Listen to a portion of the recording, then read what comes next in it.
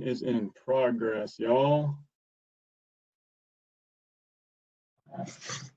Okay, I'm gonna go ahead and get started. Again, I want to welcome everybody to the second day of Infrastructure Week. I'm stoked on it. I've been thinking about infrastructure for the last 6 months, and now is when it really matters, at least to me, in putting all this together. Today we're going to focus in a little bit more. Yesterday was definitely high level. We covered a lot of stuff. Really talking about ways to rethink our infrastructure, where it's come from. I'll touch on some of that today, but today is the time to talk trash, municipal solid waste. I'm going to do, kind of a quick history of municipal solid waste in the country. We have SPU here that's going to talk about their operations, Impact Bioenergy, and some amazing technologies, things that I've been following for a while and I'm so excited to see is, moving into that really community, commercial, and industrial scales. And Recology, you've probably seen their trucks. If you haven't, you've seen Waste Management. But we got Recology here to talk about where everything goes. So welcome. Quick background. Infrastructure Week was started in 2013. They are now known as United for Infrastructure, but I actually love the Infrastructure Week term. It's great. It really emphasizes the time to focus on, at least 5 days on something that supports your lifestyle every single day. They're based out of Washington, D.C. and consist of over 500 cross-sector affiliates that meet for this week to kind of drive investment at the policy level.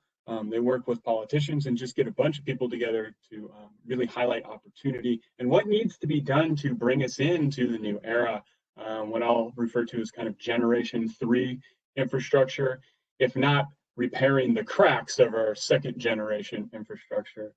This event serves as a platform for awareness of and engagement in to our city's infrastructure, its present state, functions, projects, initiatives, and opportunity. It represents a collaborative movement between public, private, and nonprofit organizations to build more sustainable, if not regenerative, infrastructure and accelerate equitable development strategies for our urban communities.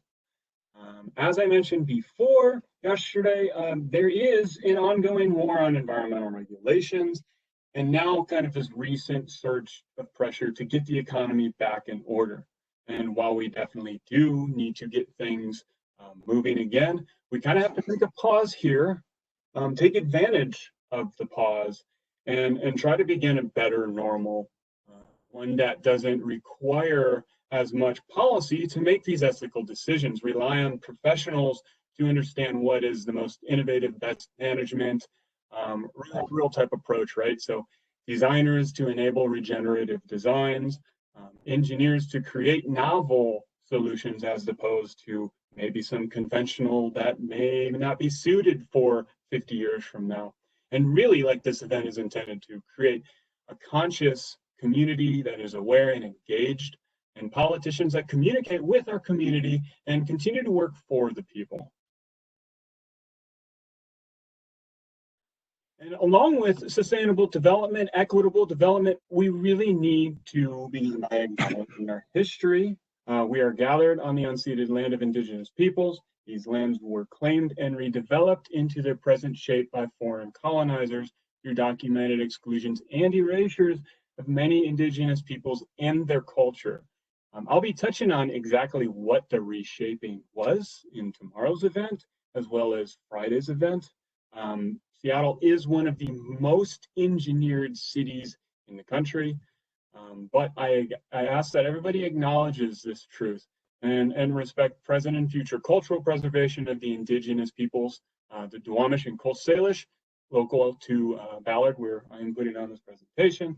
And as I said yesterday, the importance of holding space in our thoughts for the countless cultures and earthly wisdom that's been lost through legacies of colonialism, right? What habits have we lost, or bad habits have we developed through kind of just adopting, otherwise westernized culture? something that is really interesting to me. I had the fortune of traveling to India with my partner several years back, and you know, you hear a lot of things about India and state of affairs there, and trash is a big issue. What was interesting is actually talking to the people and understanding where that problem originated from. It's a little bit, in terms of the people, it's innocent. In terms of how it got there, it's a little bit more insidious. You know, going back 20, 30 years, almost all of the products that they used were from the land and biodegradable or edible from a lot of the lands that they live, you know, in unison with nature. So with the introduction of non-biodegradable plastics and styrofoam and a lot of these things that they use for their street food and just overall convenience, the habit was to just toss it. And it's very hard to break generational habits when you're just making a quick product change. So they've had struggles in trying to bring forth new public policy and more importantly habits. So again, like this is one of these things. We introduce these products without kind of a full thought through. So like I said, let's embody these lessons of history in efforts to build a better future. And I truly believe that we can use infrastructure as a platform. I will be posting these links that I have here in the chat. Thanks, Aaron at Stewardship Partners, Green Infrastructure Summit. Check it out. They're doing an event tomorrow at lunch. So without further ado, we will quickly cover infrastructure. Again, kind of a repeat from yesterday, but it's important that we realize how broad infrastructure is. Primary components, we think of our rails, our railroads, our roads, ports, utilities, which I will use this acronym over and over, MUSI. It's municipal utility services and infrastructure. So municipal utility services, trash falls in that, trash collection, processing. We also have secondary elements, which is essentially the reason why we're all here. Those would be our buildings, apartments, houses, park and rec and green spaces, which are so important. And then really these features that are important from like an engineering and design standpoint. If we look at Seattle, we have many geological and environmental constraints. However, we've re-engineered to overcome them, but they still need to be considered. Think of them as our shorelines, rivers, forests, climate, seismic activity. We also have other considerations like our local culture, preserving the city's history, hopefully the cultural history, understanding the city feel. Right, a hot, humid city like Houston might have a different feel than Chicago, and understanding economic conditions of our past, present, and future industry. So I get asked a lot, you know, we aren't affiliated with infrastructure, why are you reaching out? Or sometimes, you know, hey, we don't really want the public engaged, it causes problems, it's just a headache. Well, it is. You know, everybody has an opinion and not everybody has an informed opinion. That's one of the reasons of this event, is to raise awareness, understanding that projects like the West Seattle Bridge, something that has been compromised with something nobody could have foreseen, is going to be a huge endeavor, something that's going to impact, I mean, millions of lives if you count, you know, this being closed for the next 2 years. So something we need to consider, the engagement of the public, West Seattle community, and neighborhoods when maybe this gets repaired, maybe something else replaces it. But our infrastructure gets built in a matter of years to a decade, but the legacy can transcend any single generation that planned it. So it's important to get our community buy-in to really understand those features. So a generation down the road, we aren't constrained by our own infrastructure, right? We have an idea that these communities were going in this direction, right? So we tailor our infrastructure to suit. Anyway, we want to emphasize the importance of an aware and engaged community to build a better future. And now that you have an understanding of how much there is to infrastructure, there's 16 critical sectors, and I'm not going to go over now, but we want to say thanks for keeping the water flowing, our poop flushing, the electricity charging, the signals beaming, the food growing, the services serving, and our city functioning without the trash piling. So thank you. Our community is ever so gracious. This concept I touched on yesterday, modernity, it is an important thing to consider where we are now compared to where we were and where we will be. Concept of comparing where we are to where we want to be, whether that's between our own society or other countries or, globally, but really questioning our present state and seeking improvement to what is considered modern. I think the other important aspect when it comes to infrastructure is understanding our history, right? How long we have actually been living side by side with infrastructure, which if you follow the science, if you follow the findings of archaeologists and anthropologists, we recognize this as being the human era, which is an additional 10,000 years that we add on to the Gregorian calendar. So engineers, designers, professionals that put dates on anything, I urge you to adopt this calendar. I've gotten in trouble for it a couple times, but I don't care. It's something I believe in. Without capturing those extra 10,000 years, we aren't recognizing how much progress we have had. And we're just kind of accepting that, we could continue making all of these changes. Maybe the next generation will deal with it. But over the last 200 years, which is less than 2% of the human era, we have exponentially grown and have had tremendous impacts on our planet. I'm going to bring up my little laser pointer here. Really what I want to emphasize. So, essentially for about 10,000 years, humans were living with Gen 1 infrastructure.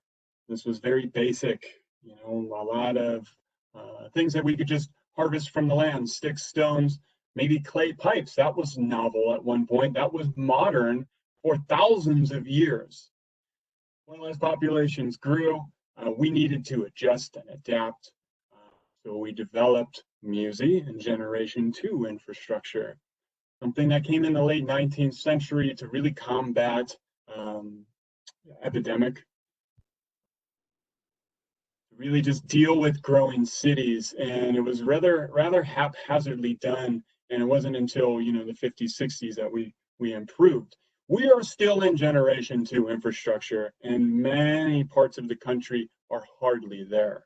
Something to consider when we look back on ourselves and say, yeah, we're modern, we're up to date. Well, if you compare us to other countries in the European Union, are we? So quick history.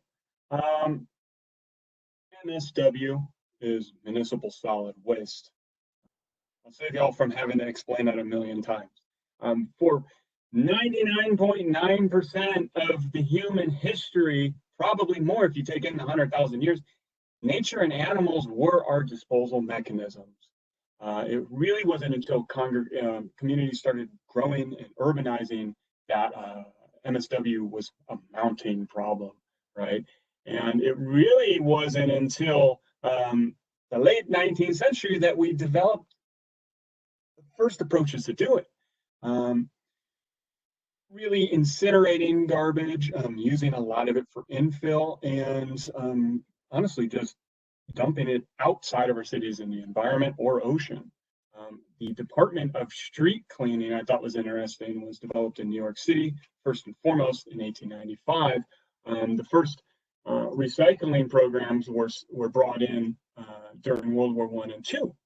It was kind of the first step when society realized, well, wait a minute, we have constrained resources.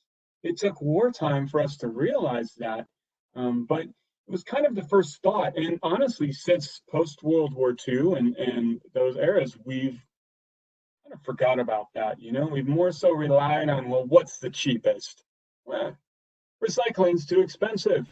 Let's just bury it. We've got land, but we're thinking in the now. 50 years from now, is aluminum going to be that cheap? Or is glass going to be that readily available? Or how about paper and pulp? So the first guidelines weren't really until the 30s. The first modern landfill wasn't until 1935. In which state, do you guess? Analysts?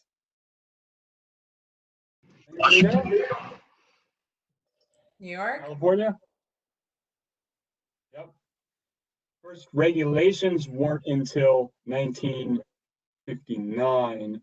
It wasn't really until the Solid Waste Disposal Act that things changed. And I mean, this is unreal. I actually had to fact check this a couple times, but ocean dumping by the United States wasn't banned until 1988, and it wasn't actually effective until 91. It's crazy. And kind of, the 90s saw a lot of changes. And in my opinion, I think there was a real negative image cast on the incineration of MSW, something that is now being vastly adopted by many European countries to do waste to energy. So we can convert a lot of our existing waste plants to leverage those technologies and actually incinerate our garbage in a clean manner. But that is a battle in its own right. So quickly, and I don't want to take away from your presentations here, but I figured just quickly discuss what is a landfill. And while it is a tremendous engineering effort of massive scale, it's pretty simple. I mean, we carry around miniature landfills every time we use a plastic bag. It's just a miniature hanging landfill. But essentially, it's engineered to prevent any leachates from going out to the bottom, or at least through a controlled mechanism. Hopefully, any new landfills integrate methane capture and energy generation from. But basically, we're just trying to contain anything from leaching out into the surrounding soils, and most importantly, into the groundwater, where we have assets to monitor and kind of make sure we're not doing any environmental damage. But there's something to be said about just having a cheap way of disposing our garbage. Again, these are massive undertakings that at the end of their life cycle, sure, they can be reclaimed, they can, be repurposed into parks and what have you, but it kind of propagates, in my opinion, this extractive mindset for society where, well, we're just going to throw it out and then bury it. We've got the space, so who cares? But again, that's a present mindset, not really considering, what our conditions are going to be like 50, 100, 500 years from now. A lot of people, and actually historians, go to old landfills to reclaim old newspapers, to just kind of see what was up there, because so many things are just preserved forever. So, maybe 5,000 years from now, we might find ourselves going to mine old landfills. However, that would be a giant contaminated mess. I know, because we have a project putting 3 large office buildings on an existing landfill, and the containment procedures there are significant, as are the problems that happen when you don't have adequate MUSE or collection services, or more importantly, a place to do away with your garbage. This is from Lebanon, I believe 2008, 2009. They essentially over allocated, exceeded the capacity of their landfills, had nothing to do with the trash. Nobody was taking it. I believe there's like a program to sell it to China or something, and China wised up. They're like, wait a minute, we're just buying everybody's garbage. This is screwed up. So this problem happened, and it was very serious, and only in the recent couple years has this literally begun to clean up. But it just shows when you're a little bit behind the curve, you compare to what Seattle Public Utilities has, it's much cleaner. And if you haven't been to this park at the North Transfer Station, it's lovely. I do pull-ups over by the pull-up bar here to the right of the basketball court. It's great. You go check out in the lounge and just see what's going on. But a really transformative way to integrate municipal solid processing into a neighborhood. So quickly go through, I talked about this yesterday, we're kind of leveling off with our generation here in the States, but we want to just be wary with added delivery and adoption of, one-click buy, and now we got 3 boxes for a pair of headphones. Let's just be conscious and let's follow the guidance of our service providers so that, we can have less impact. Again, waste hierarchy, kind of a way to rethink life cycle, and like I said, a tool that we can use to change our behaviors. And just in terms of comparison, right? Modern. We are so modern. We're the best country. But let's just look at what we do with our trash in comparison. Again, we have the fortune to have a lot of land and a lot of cheap land, but how long is that going to be cheap? And what are we really doing to that land, right? I mean, what's the value of open nature in our cities, right? Germany and Austria have kind of been battling over the last couple of years of who's the best, to the point where they're hardly landfilling anything. Now, this does come to a cost to our day-to-day lives. I think Germany has like 6 or 7 different bins. But who the hell cares? You get used to it. And honestly, it feels really good when I have the same, like the only reason I have to throw out my trash is because it starts to smell after 2 weeks and I haven't even filled it up. So even just having recycling, compost, and landfill, it helps tremendously. And it's sad to say that Seattle is, on the forefront of this when you look at the states as a whole. I mean, Cleveland, my hometown, they just canceled the recycling program. They said it's not cost effective. Again, this is kind of where we're at. So let's sort our trash for service providers. If they don't have it, maybe write a letter or do something so we can get those programs in place. At least composting. We are literally throwing out energy. Srirup, I'm going to let you speak to that. Let's rethink our convenience of just throwing everything in one bin. Exercise community, when you go on walks, I usually try to take a bag or just plan on washing my hands after and picking up some stuff. Just, if you can, stop relying on single-use anything, right? Maybe use it twice. Speaking of our Thai food yesterday, we just reused the little plastic, like, soup spoon things. It's like the 3rd or 4th time. Now we don't have to buy them. They're great. And then when they break, we just throw them out. And last but not least, bring a cup with you when you get coffee. You could get a large cup, and they're just going to charge you the same as they would a small cup. So you're actually winning. And like I said, I kind of like to take a pause here because COVID has been a crazy experience. We've all gone through a lot. The PE exam got canceled. That was crazy. But it's kind of given us time to pause and think about, what's been important, what we've learned, what we've missed, and kind of battle that pressure to just return to normal. And let's just use this opportunity to think of, like, what can we do better? We've had the 8% reduction in greenhouse gases since the shelter in place across the states have taken place. That's the biggest decrease we've had since the Great Depression. So let's just kind of think about it. And again, consider the 5,500, 5,000 year outlook when we're planning these large projects. I mean, even in our daily activities, like, does this make a difference? Well, if one person in your community over the course of 50 years does that behavior, what's that going to look like, right?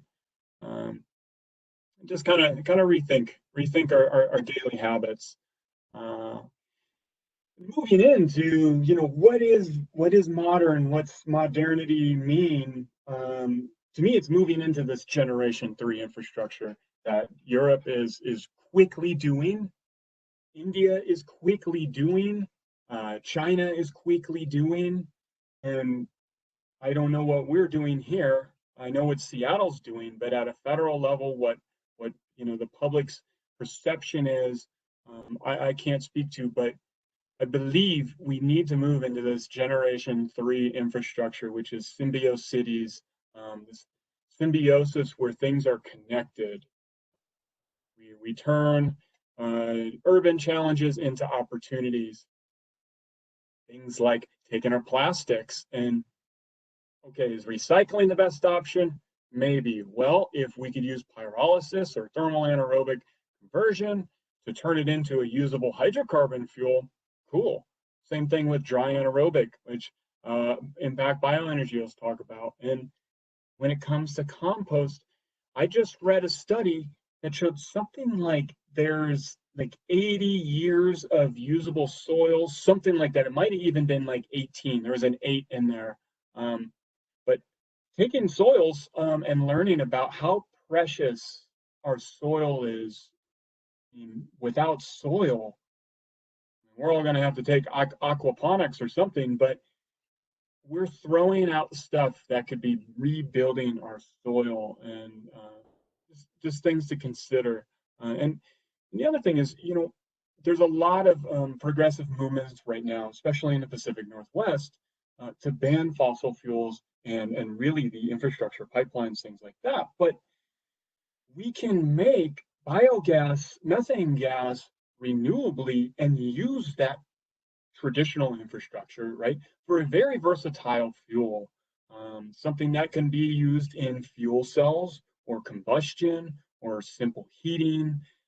It's very versatile. So we want to be careful to not pigeonhole ourselves with a short-sighted warfare campaign.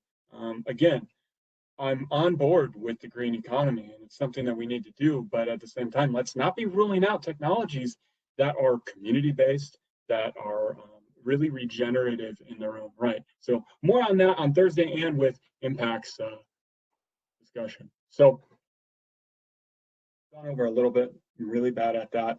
Again, welcome to Infrastructure Week. Stoked to be talking and hearing some more about our rubbish and trash and the amazing things that are going on. I'm going to wait for the first round of questions again. If anybody wants to type them in the Q&A panel, I seem to have lost mine. Yeah, ask your questions in the Q&A, and then I'll try to answer those, and anything else, we'll move on through the presenters. And without further ado, let me pass. Becca, you're doing the presentation, right? Okay, I'm passing the role over. I want to introduce Becca Fong and Jeffrey Neuner with Seattle Public Utilities, Solid Waste Division. They definitely have their work cut out for them, preventing our garbage from piling up, and they do a great job. Last year, we actually toured the North Transfer Station in Fremont, and really cool. And this year, we are hoping to do both to kind of get South Seattle community engaged too at the South Transfer Station. Hashtag COVID canceled next year. And with that, I'll let you take over, but you got to answer questions for me. You ready? Okay. All right. During shelter in place, what was your favorite way to stay sane, whether it was a show, a book, or trying a new recipe?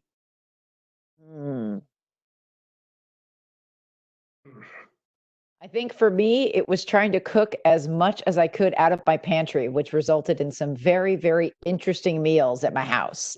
And most of them went over pretty well, which I feel is a pretty good success. Nice. I'd say for me, my dog, which was probably horribly lonely most of the time before this, is feeling more engaged. I've actually heard that the people that are going to be the things most affected when shelter's lifted are going to be the dogs. Yeah, they get real used to it quickly. It's pretty funny. I got an 18-year-old cat. I think she wonders when we're going to leave. So, she's counting down. Oh gosh. Okay, All right, I'll let y'all take over. Okay. So, hi folks, I'm Becca Fong and I work for Seattle Public Utilities, and I am a residential outreach planner. So essentially what that means is that I am responsible for sharing information about how to sort your waste, and I help with planning on how that system works on the back end. And I'll let Jeff introduce himself really quickly. Hi, my name's Jeff Neuner. I'm also with Seattle Public Utilities. I've been involved in mostly landfill work and solid waste work for about 35 years. Did a lot of work at that north facility, getting that north facility online that Robert so graciously described. So that was pleasant. All right. So Jeff and I are going to try to move through this. We are doing kind of a history of the solid waste system, past, present, and future. So I'm going to share my screen here in a second, and Jeff and I are going to kind of hand off. I do see a couple of questions in the Q&A, and we will try to get to those. If we don't get to them during the presentation, we'll get to them after we are done. All right. So we're taking you on a big old dumpster dive. We're going to dig into the past, present, and future of Seattle's solid waste system. So we've broken our presentation, of course, into 3 parts. The old days, and that's Jeff Neuner is going to lead you on kind of taking us into the way back. And then I will talk about what life looks like today, how the system currently functions. And then I will talk a little bit about where we're headed, building on the current awesome system we have today, what we're looking at for the future. And as Robert alluded to, with solid waste, what's really great about the city of Seattle and the solid waste division is that it's always looking for what's coming up, right? It's always trying to, none of us have a crystal ball. We don't know exactly what that's going to look like, but we use the best information available. We use the data that we collect very vigorously to figure out what the trajectories are going to look like. So as we're building infrastructure for today, and Jeff knows probably the most about this, you know, we're not building them for just today, but we're building them for the potential 40, 50 years into the future. And so Jeff will talk a little bit about a facility that is going to be coming online in the next couple of years to help manage that future. So with that, I'm going to hand it over to Jeff Neuner. He's going to talk about the old days. Okay. Well, we've been collecting waste in Seattle for a long, long time. Many of you are familiar with Gasworks Park, would probably spot this in a heartbeat. It was one of the original incinerators in the city of Seattle, and it's right next to the big tank at Gasworks Park. You jumped on me, Becca. Sorry about that, Jeff. And so that's Lake Union in the foreground there. Next. Go ahead. There were a number of these things all over the city. It was pretty much distributed infrastructure. A lot of the constraints of moving waste was the small collection carts. So you had to have pretty distributed infrastructure. This is another one of the ones in Beacon Hill. I've found records on about half of them. So they were distributed all over the place. Go ahead. Next, Becca. So this is North Lake Union. Again, finished building. This one, I think, is somewhere near Fairview Avenue, to be honest. Next. I even went on the engineering vault and found the plan set for the original Meldrum destructors. There was a whole lot of correspondences on different failure mechanisms for these things. There's something called a buck stay in an incinerator that apparently was a real pain in the neck and was ultimately the reason we went away from them, because it was such a maintenance headache. But there's a lot of kind of cool old stuff. Most all of the incinerators had an optional horse carcass chamber, which wouldn't really come to mind now. But that was then. Let's move on a little bit further. This is what I meant by the fact that you really need distributed infrastructure. You can see the collection vehicles. Originally, they had sort of casual dumping spots all over the city.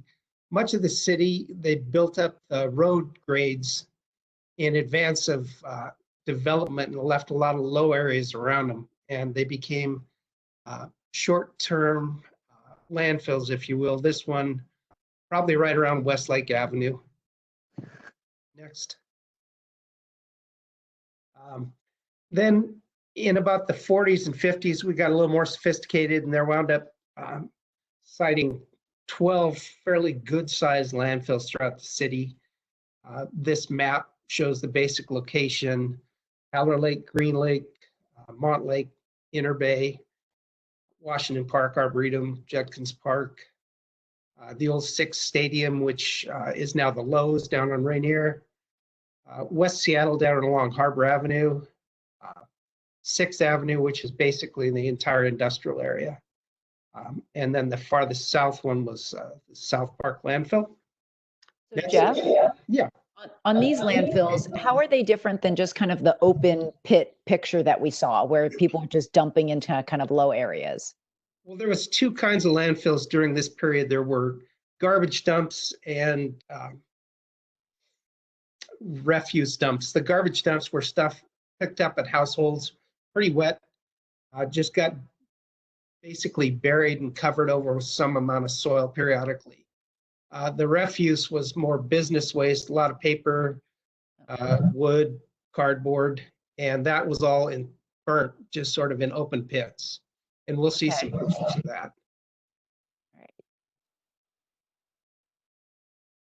So Heller Lake landfill, this is what it's talking about. It's a refuse dump. You can see the kind of smoldering fires. Ironically, one of my early jobs was driving a garbage truck to one of these kind of landfills in another community. Didn't know I would be coming back to that. Next. This is the Mont Lake landfill down around the University of Washington. Oh. Sorry. You can see this was a garbage dump here. And it's pretty evident by the amount of seagulls coming in for a meal. When I used to look through some of the old records, there was a lot of correspondence from Laurelhurst residents not real happy about receiving chicken bones. Home delivery? Yep, original home delivery. Go ahead. And Jeff, how long did this landfill continue to operate? When did Mont Lake close? Most of this generation of landfills operated anywhere from late 1930s up through the mid 60s. Okay, so, fairly reasonably recent. Yes. Go ahead. South Park landfill was a wetland area where the original South Transfer was located. This is just a shot of the waste at that time. The drums at that point in time probably didn't have as nasty chemicals as came later in development. But it's still sort of a disturbing photograph. It is a very disturbing photo. Go ahead. This is one of my favorite shots. It's the putt-putt course at Inner Bay. That was a landfill from about the 40s. And then they closed it briefly to park cars there for the World's Fair in '61, and then reopened it and operated until about 1965. We've got some infrastructure under here.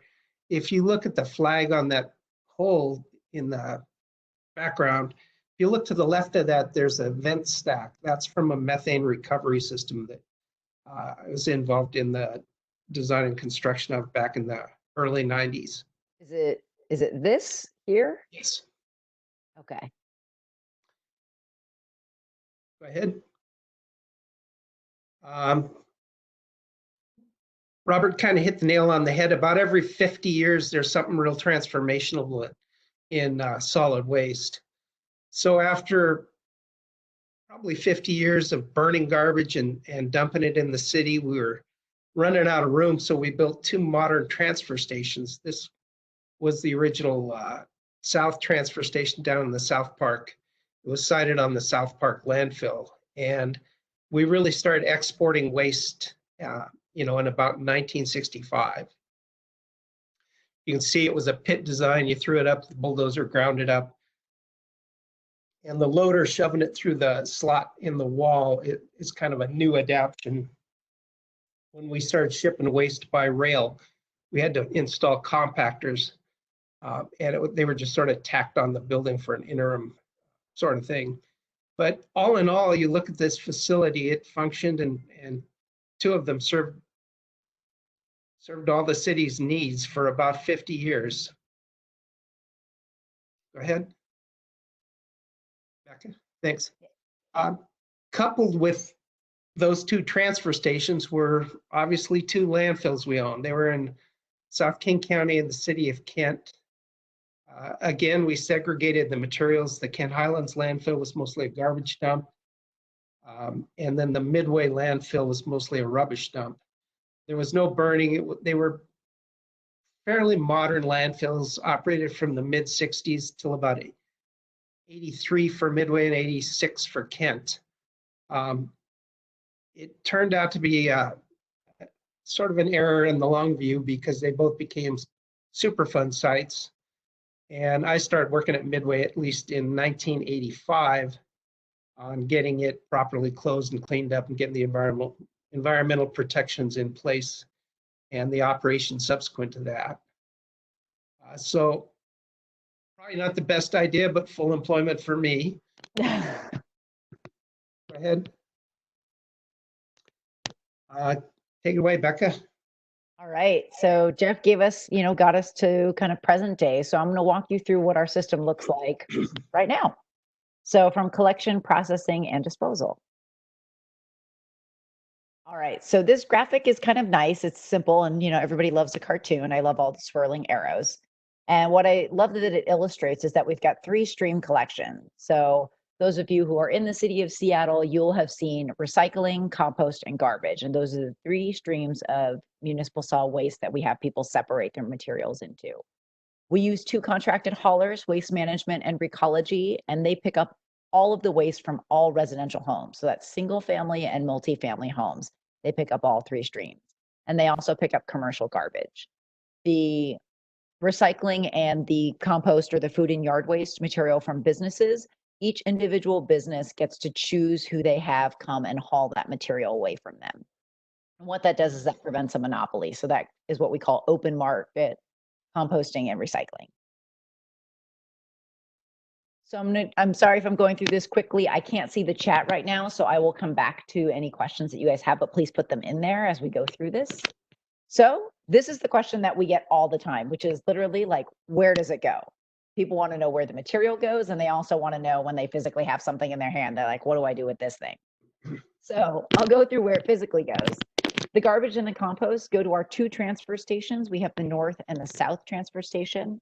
Like Robert said in his introduction, the north transfer station was just opened in December of 2016.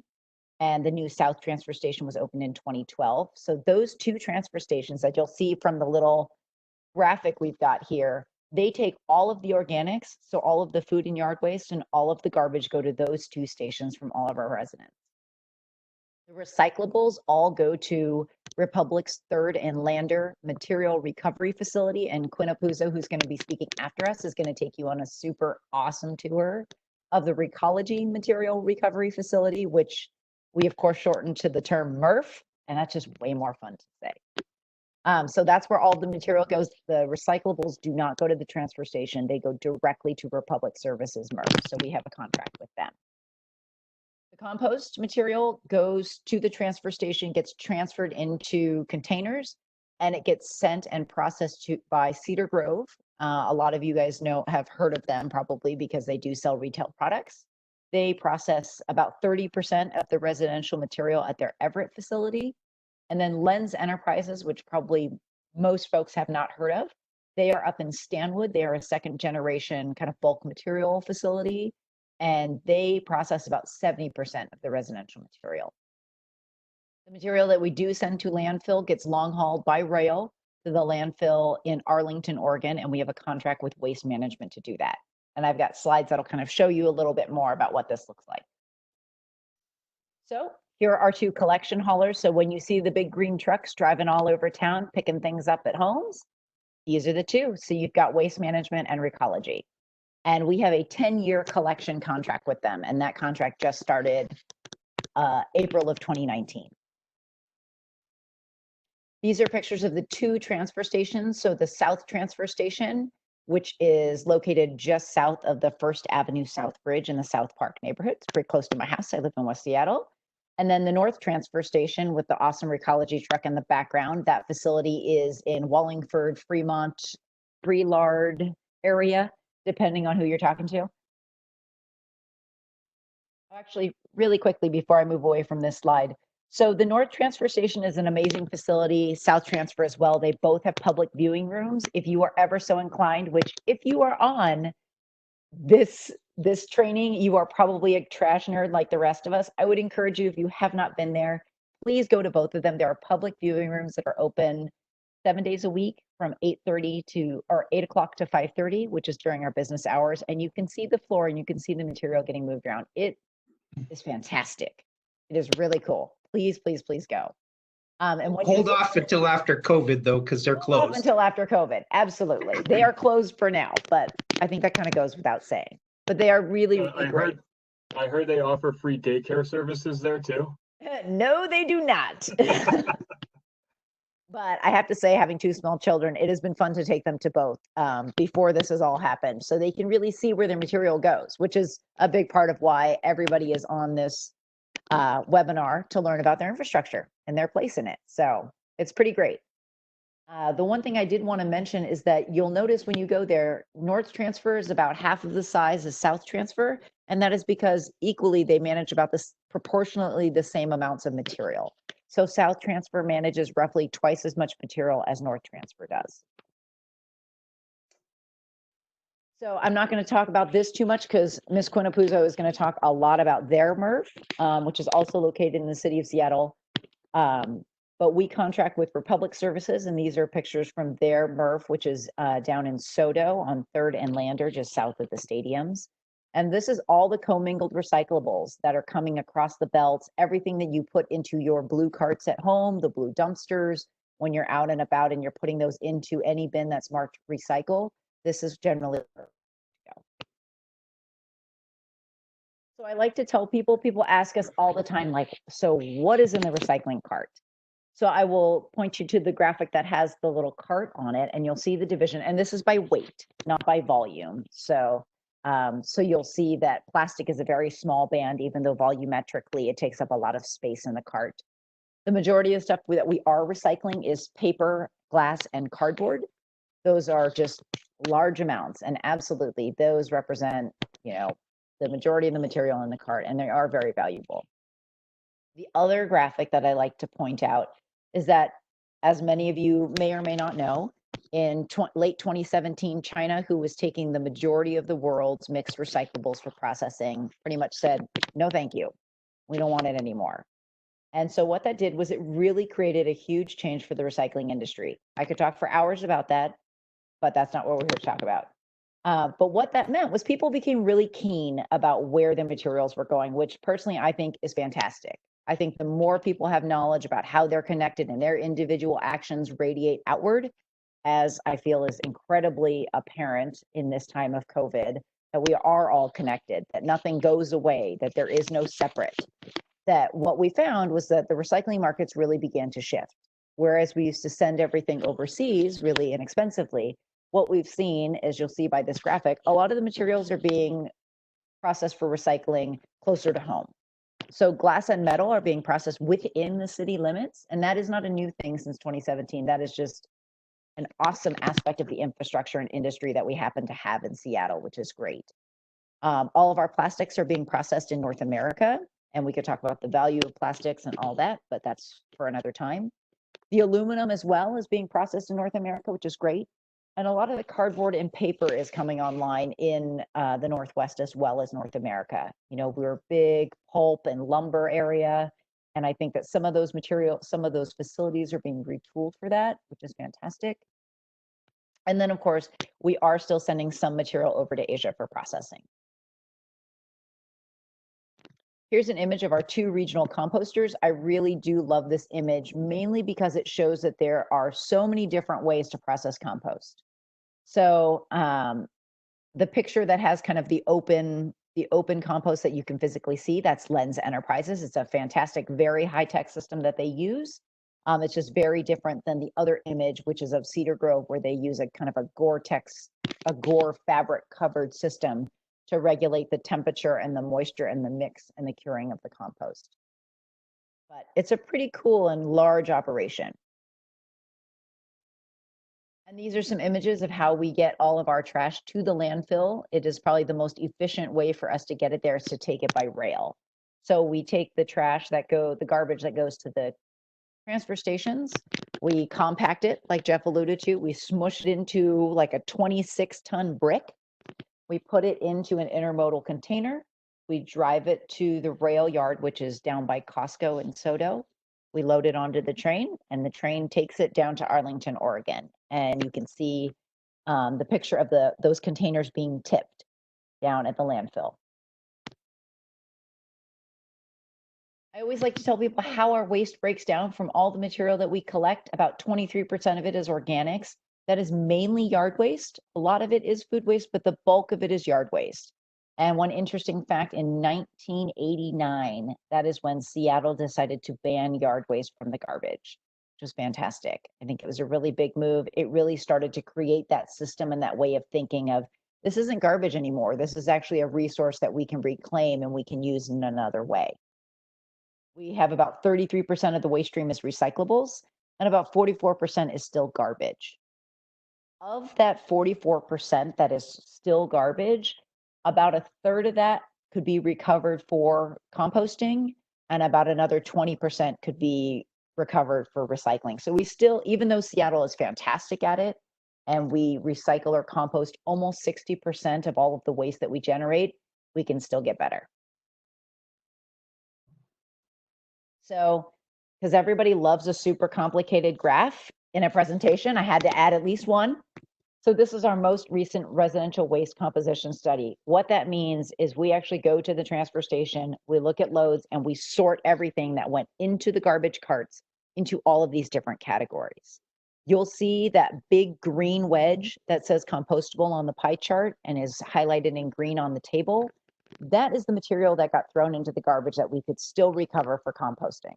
So that is a big part of what I work on, is how do we get those final things out of the garbage and into the compost. One other really cool thing about the system that we use in Seattle is that, as with all infrastructure, it's a system that you build to kind of create the behavior that you want. And so one thing that we have done is we have 3 streams of collection. So people automatically know I'm supposed to be sorting my waste somehow. The other thing we have is what we call a pay-as-you-throw pricing model. So garbage is the most expensive commodity. We do not charge extra for recycling. We actually build the cost of the recycling service into the garbage rate. And with that garbage rate, we offer 5 different levels of garbage service. So all the way down from about $30 a month all the way up to $120. So if you have the largest garbage can, it's $120 a month. If you have the smallest garbage can, it's about $30. And what that does is it incentivizes customers to put as much material into recycling and the food and yard waste as they can, because then they can downsize their garbage and save some money. So the future, what the future holds. So I'm going to talk really quickly. I'm going to hand it over to Jeff, and he's going to talk about a new facility that we're bringing online. But I think that we are learning a lot about that now more than ever, is that an ounce of prevention is worth a pound of cure. So Seattle is very, very focused on getting the remaining materials out of the garbage that can be composted or recycled. But if you can move even further upstream and prevent the waste in the first place, it's even better. One of our big drivers is really to minimize the environmental impacts overall. So for the solid waste utility, that's really what we're looking at.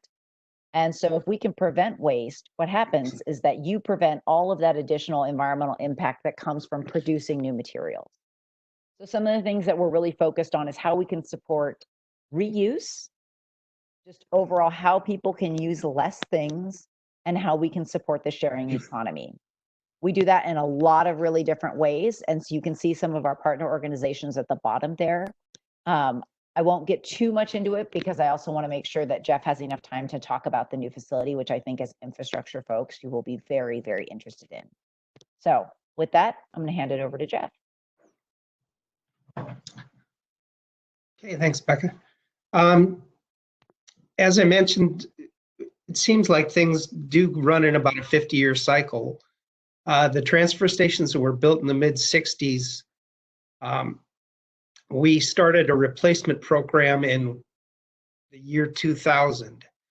South Transfer was built in operational in 2013. As Becca said, North Transfer in 2016. The last step of that sort of renewal is going back to the old South Transfer, tearing it down, properly closing the landfill there, and then redeveloping that site. You can see there's, if you're familiar with South Park, we've got sort of a triangular shaped site. The household hazardous waste is there. There's a structure on the north end. If you can wiggle your cursor on it, Becca, is that possible? There you go. So that's household hazardous waste. Immediately south of that, we're planning on putting in some crew facilities for our truck drivers to have breaks and locker space. To the right of that, just to the east there, you'll see a slender building with green lines going through it. That's going to be a public drop-off for reusables and recyclables and electronics. And it will be complementary to the South Transfer Station and better incentivize dropping your recyclables first, because right now you have to go through the line twice to do that. A large part of the site is given over towards trailer parking.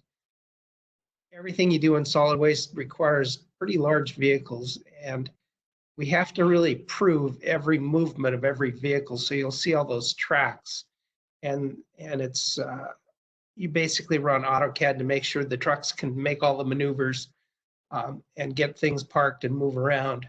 We've gone beyond that recently with some experience in, for example, the North Transfer has some pretty complicated underground parking. We built that entire facility out of traffic cones and had the biggest truck trailer combination we could find test every maneuver for hours on end, so that we didn't get turns that were too hard to make or would damage equipment. In this plan, again, on the very south end, you'll see kind of a ghosted in structure. It's about 75,000 square feet. We're holding that land back for a future solid waste facility. It could be, originally we thought it could be a MRF. Now there's more capacity in the region. So as we move forward, we'll see what the most pressing need is. For right now, we're just supplying all the stubs for utilities and going to leave it in parking and give the truck drivers a little bit easier time moving around for the next 5-10 years. Go ahead, Becca.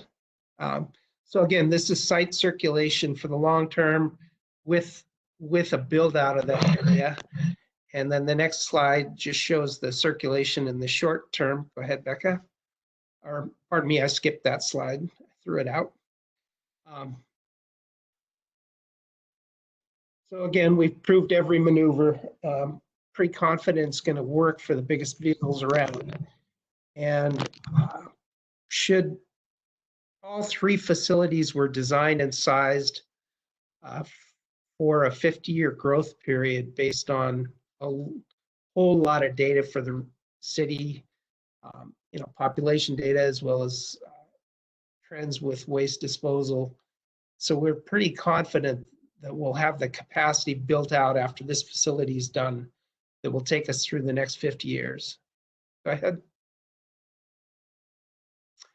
This is just a rendering of the recycling facility.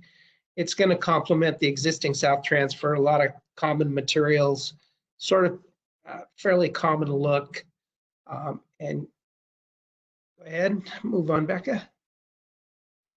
Again, just the entrance to that on the south end.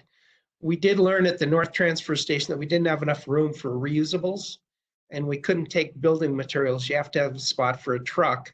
So we've improved on that here, and we'll have a space for, say, a second use or some other vendor that we can partner with, collect those reusable building materials right there. And go ahead.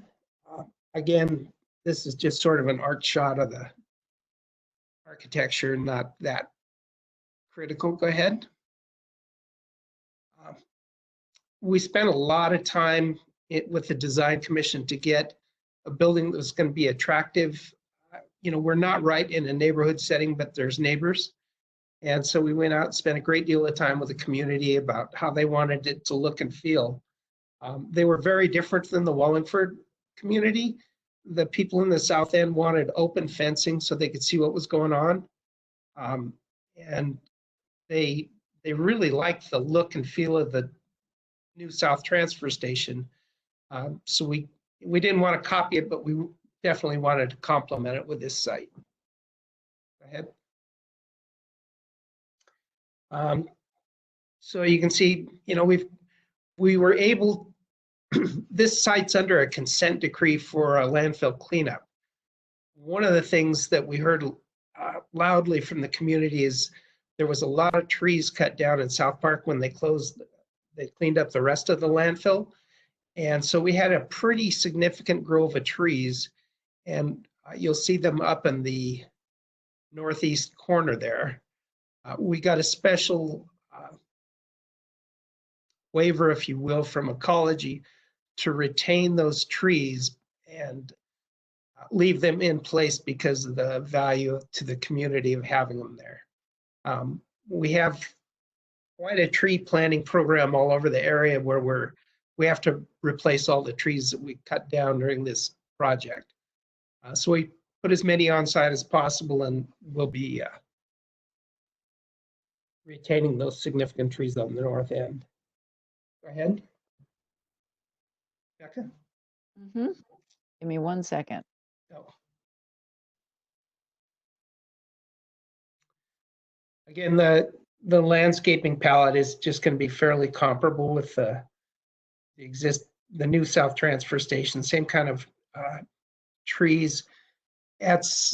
In South Park, ironically, we have to be really cautious because the proximity to the airport. We have to submit our plant palette to the FAA so we don't create a nuisance for airplanes where you get bird strikes. Oddly enough, given the fact that we're right next to the Duwamish, we can't have any open ponds for stormwater. Same thing, they don't want to encourage ducks and geese. Go ahead, Becca. This gives you a sense of some of the details involved. This is the pedestrian pathway along 5th Avenue, where we have the ability to retain and put in some new trees. You can see that area doesn't have a impermeable cap. It's got a special warning layer so that anyone digging there will be warned before they get into the old waste that underlies it. But then the area with the public access, you'll see it's got a geomembrane underneath all the plantings as well, and the sidewalk section that absolutely prevents any human contact with the waste. This landfill operated from about 1936 to 66. We've spent about 8 years studying it, and like I said, we're under a consent decree to properly close that, so this has all been approved by Recology. Right underneath the pedestrian path, you can see a pipe. That's actually a methane collection pipe. We're going to be passively venting the methane at this site. It's not generating much in the way of methane, so there's no commercial viable application for it. And we do have the capability to turn the system active if we wind up with any migration problems. And I think that's it for the next 50 years in the city of Seattle waste-wise.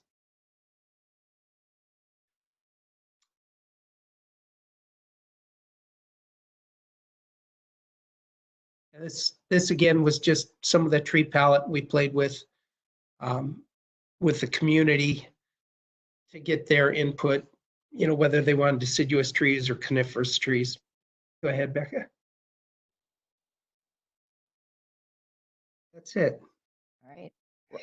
I just wanted to add just really quickly, Jeff. I mean, you guys have done a very low-key way of presenting how amazing and how much of a big lift South Transfer Station 2 is going to be. I mean, that facility is going to be really amazing. And I think with a lot of infrastructure and specifically solid waste infrastructure, communities are not generally super pumped to have it in their area. And I think that you guys have done a lot of work to work with the South Park community and the larger even neighboring community beyond that to make sure that it's an asset and it works to meet their needs, which is pretty awesome. I think that's pretty cool. And as someone who lives in the area, it's like, I really appreciate all the work that's gone into it and just a lot of thought, a lot of engineering as well. So I am going to stop sharing my screen here. Okay, we do have a couple questions. Just wondering, I'm thinking maybe they are kind of out to the audience or to the panelists in general. I'm thinking maybe we just go through the presentations and save kind of an overall question towards the end. Is everybody okay with that? Yeah. Don't worry, Kaylee, we'll get them answered for sure. And I also have a couple that I've grabbed through registration. So Okay. with that, yeah, awesome work. There's so much being done, and yeah, North Transfer, definitely check that out. It's really cool. And if anything, go enjoy that park. It's really neat. I rarely see anybody using the basketball courts, which is kind of a shame because it's brand new and it's nice. And that park across the way, the like children's park, like if I would have had that as a kid, I would have just played tag there all day. That's it. I want to introduce Srirup Kumar from Impact Bioenergy. Awesome company. I'm so glad I heard about y'all.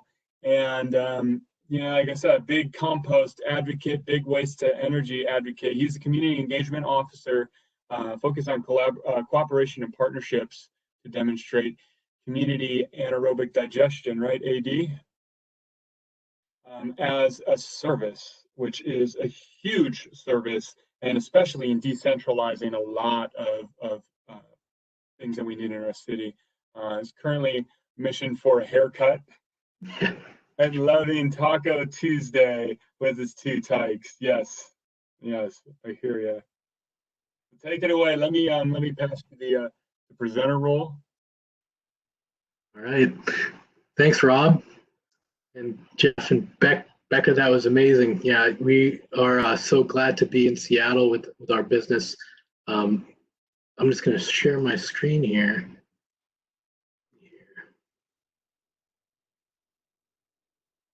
Okay, so hi everyone, we're Impact Bioenergy, and we manufacture modular systems in King County that convert food and beverage waste into renewable organic biofertilizer and clean renewable energy. My name is Srirup Kumar, and as Rob mentioned, I'm Community Engagement Officer focused on basically the business case of co-oping the system. We're focused on fueling today with yesterday's food scraps. So the big deal really that we live in is this extraordinary waste in our food system. 40% of our food supply chain is wasted, and we pay pretty handsomely to remove it. Plus, there are many other true costs to the current system that I won't get into, but not to mention on this slide specifically are dual crises that we're dealing with today.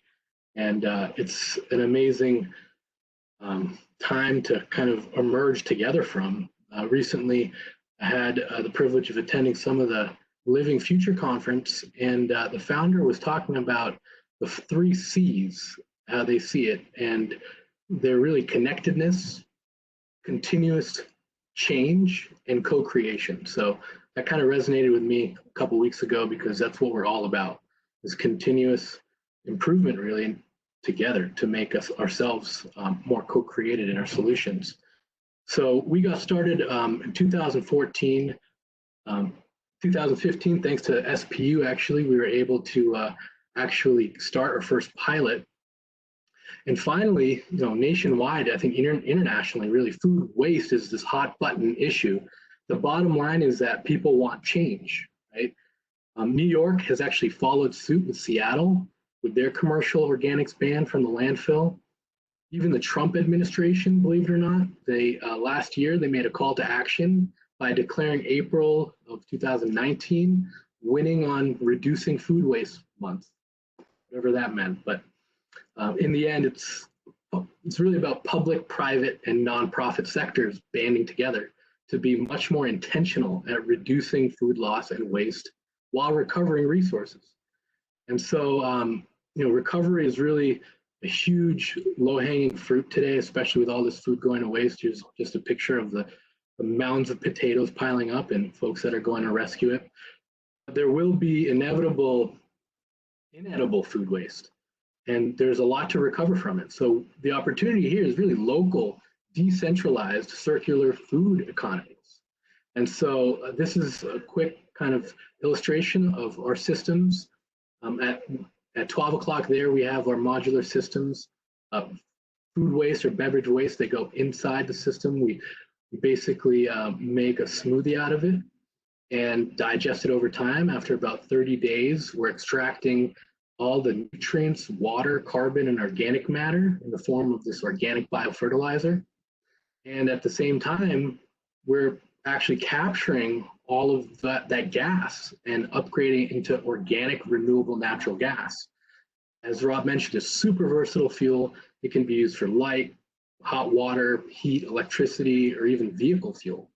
And so this is really providing a tremendous opportunity for us to regenerate value from food waste with commercial scale modular AD. So this the system is, we're right now on our 4th generation of the system. Along the way, SPU was able to contract us to pilot our first container at Fremont Brewing a few years ago. Since then, we've deployed about 10 systems, and here's a little picture of what we have on Vashon.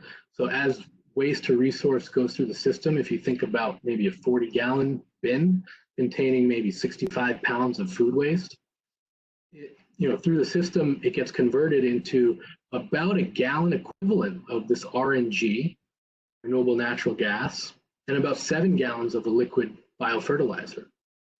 And so there's a big business case there. So we're trying to optimize this solution for institutional, industrial, and commercial food waste generators, focused on delivering it with low cost. There is an investment there, but the cost of operation should be much lower than today's business as usual. The goal is to have as small footprint as possible with ease of use. And the key is really odor and vector control, because you saw that picture maybe of the seagulls around, I think it was Montlake, with the open landfill. They're just going for the good stuff there. That's going to result in a lot of nutrition for the birds, but that's nutrition we could take back and actually convert some of that, maybe 10% of that, into a renewable fuel. And so we have 2 standard proprietary systems. One is the horse, pictured there, thanks to our SPU pilot back in 2016. That was at Fremont Brewing. It does about 25 up to 175 tons per year. And a scale-up version of that is the Nautilus, which is right now on Vashon Island, and it does about 185 to about 1,500 tons per year, which might sound like a lot, but in relation to the centralized solutions that you saw some pictures of at the compost facility, this is really a drop in the bucket. And so this is really about decentralizing that conversion. And so there's a spectrum that we're playing in, and our goal is to offer 7 standardized solutions within the spectrum. And restaurants and casinos, resorts, or communities, they can all tap into this. Food processors, campuses, they're also within this. So we're demonstrating what it's like to actually go through this conversion and add value to communities. We have over 70,000 operating hours at this point. Here's some of our timeline of our previous systems. We started with that prototype there, which is it's not containerized. It went up to Canada, and since then, putting it in a container, having it modular, and scaling up. We've gone through some projects in King County and the city of Seattle, Puget Sound Energy, and some farms, and most recently with the Horse Microsoft Redmond campus installed a system. They have about 40 or so vendors that are using the same commercial kitchen. So they're all chopping down materials and generating unfortunately, a lot of this inedible food waste. So there at Microsoft, we're converting it into the organic biofertilizer and then converting it into hot water And we're sending that hot water back to the commercial kitchen so that their domestic boiler doesn't have to work as hard. So they actually avoid some natural gas use, and we're also looking at different pathways for that same fuel. We have a bunch more in manufacturing and commissioning today. We recently sent down our second Nautilus to Oxnard, California, which is really exciting. It's a partnership with UC San Diego, UC Davis, sorry, and the UC San Diego actually had a different system. Most recently in the region, we deployed one to Finn River out in Port Townsend. Really exciting. They have farm and cidery. If anyone gets to visit this summer, hopefully they'll have some social distancing tours, but there'll be a system there. And one of the most exciting projects, which is closest to my home and heart here, is the U District Food Bank. And so they're amazing what they're doing there. They just opened up a new building with a farm on the rooftop, and they're providing, especially during this time, a huge essential support to feed people who need the food. Unfortunately, they do have a lot of food waste, and they pay a lot to get rid of it. $10,000 or more per year is going towards hauling around food waste, and then they turn around and they buy the compost back from the composter. So for them, this is really about empowerment and feeding their rooftop and utilizing that clean renewable energy on site. And so that's on deck for later this year in Seattle. This is a picture of what it looks like over at Microsoft. We're doing about 40 tons per year is what it's designed for, and that's converted over into about 1,400 therms per year of hot water. We're looking at different value add of that energy as well, like EV charging or combined heat power. There's some great incentives now with fuel cells, which are making that much more affordable at our scale to now implement. So the food bank project actually has their sites on a fuel cell, which is super exciting because there are no emissions involved. You're talking about making high efficient electricity with a byproduct of water. So it's really the future without combustion. So again, that's a great pathway. But in the end, no matter what you're doing with the energy, you're converting that food waste material into a locally produced organic biofertilizer. And on Vashon, we're demonstrating it at a larger scale. Of course, there are a lot more farms on island to support and serve. So we had a ribbon cutting last April for this project. And this is our subsidiary, Vashon Bioenergy Farm. It's thanks to Department of Commerce, the Clean Energy Fund, and King County, which actually seeded the project. So Vashon Bioenergy Farm, it really represents this as a service business model where we or the community together, we own the system and we generate these value streams and we co-opt the value streams with the community. So there may also be a lot of other revenue streams from incentives, tax credits that are now emerging. So this is a way to share those incentives really with the community. So we're looking at democratizing the system over the coming year. We're working really hard with Island Spring Organics, which is a tofu plant on island. They're providing the site and of course the feedstock. They generate a lot of this pre-consumer food waste in the form of soy pulp and whey, which is a liquid. So we're co-digesting that and converting it from about input of about 4 tons per day into around about 100 gallons of vehicle fuel potentially per day.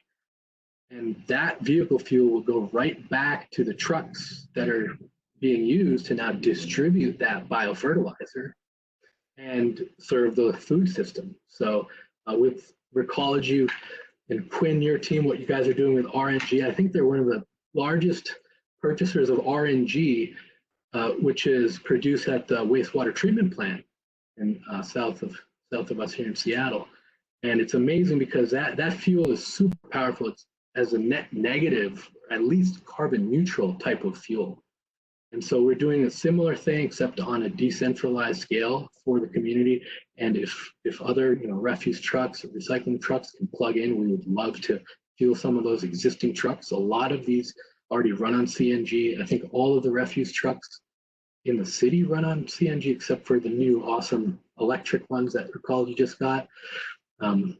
So it's a really powerful and practical fuel, and you actually save money by doing this. So it's not expensive.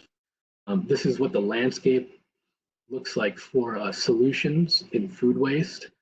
On the horizontal axis there, you kind of have low benefit at the left, high benefit on the right.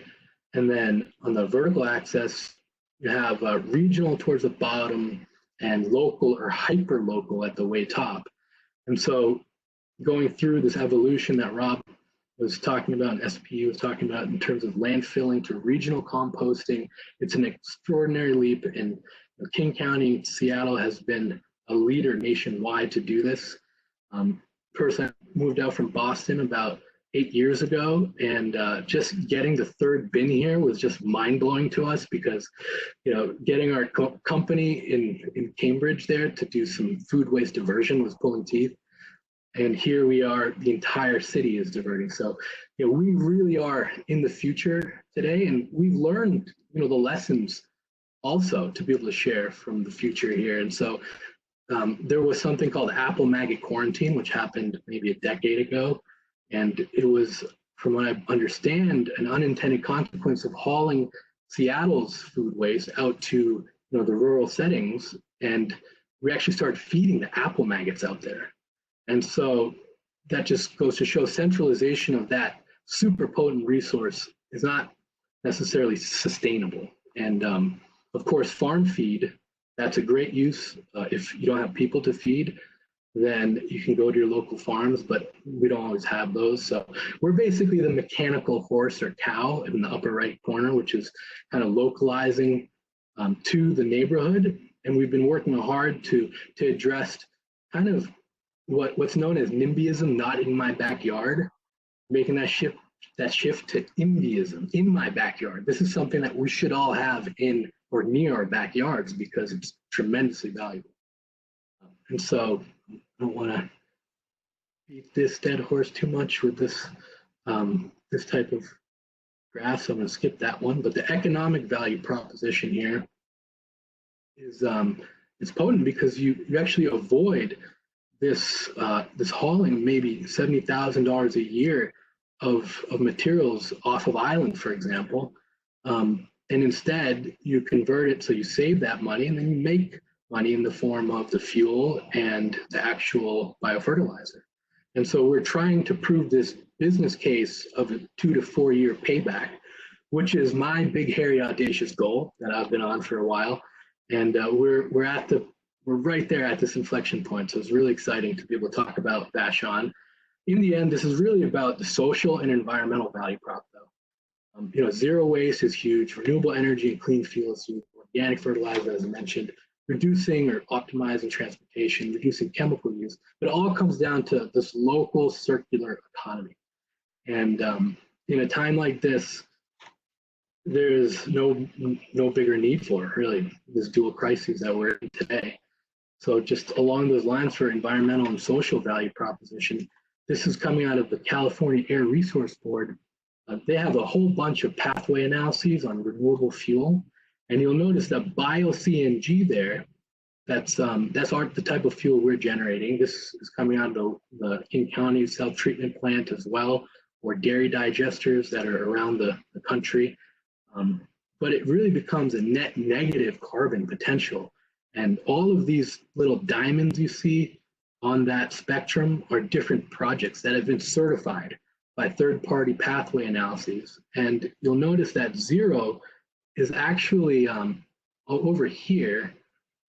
And so we're going net negative, and some of these all the way on the left are from dairy digesters.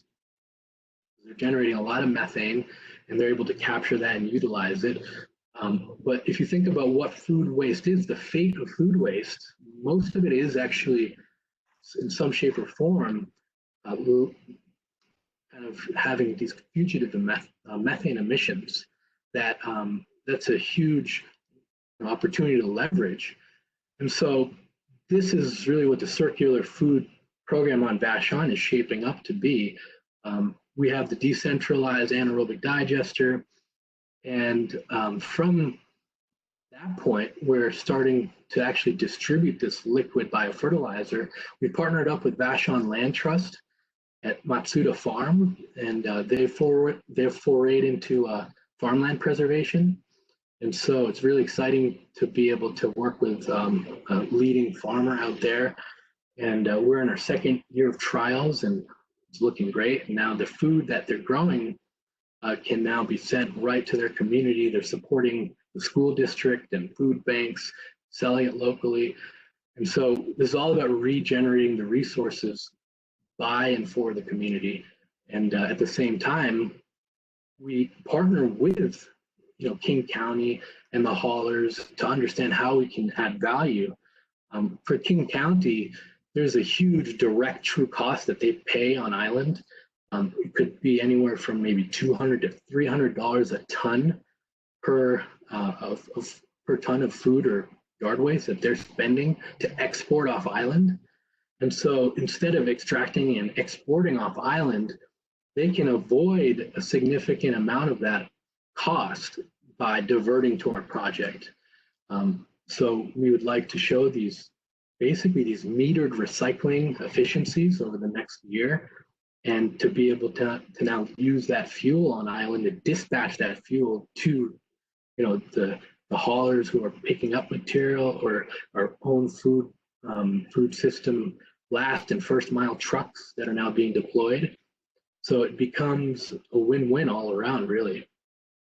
So here's some pictures of the probiotic food. We're launching a new product called PBF, Probiotic Food for Plants, and at Matsuda Farm here, this is a picture of their tank there. They have a bulk tank that we've set up in partnership with them, and we deploy our truck that carries out the biofertilizer and feeds that farm there.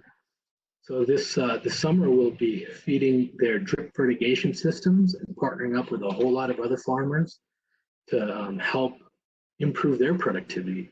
During these times, it's amazing what all the farmers are doing in the face of uncertainty. Believe it or not, they're actually doubling down and investing in their farms, and they're saying, we don't even know where this food's going to go, but we know we're going to need it. Even though the restaurants, the markets have collapsed, the school's actually out, they're actually looking at maybe 200 or 300% more production this summer, and we want to help make that more productive. So we'll be launching some new products this summer, but in general, our sales model is really equipment sale or lease with maintenance. But as I mentioned, this is really the future as a service. So where we can have the system, the ownership of the system can be with the community, and these value streams are divided and shared with the community.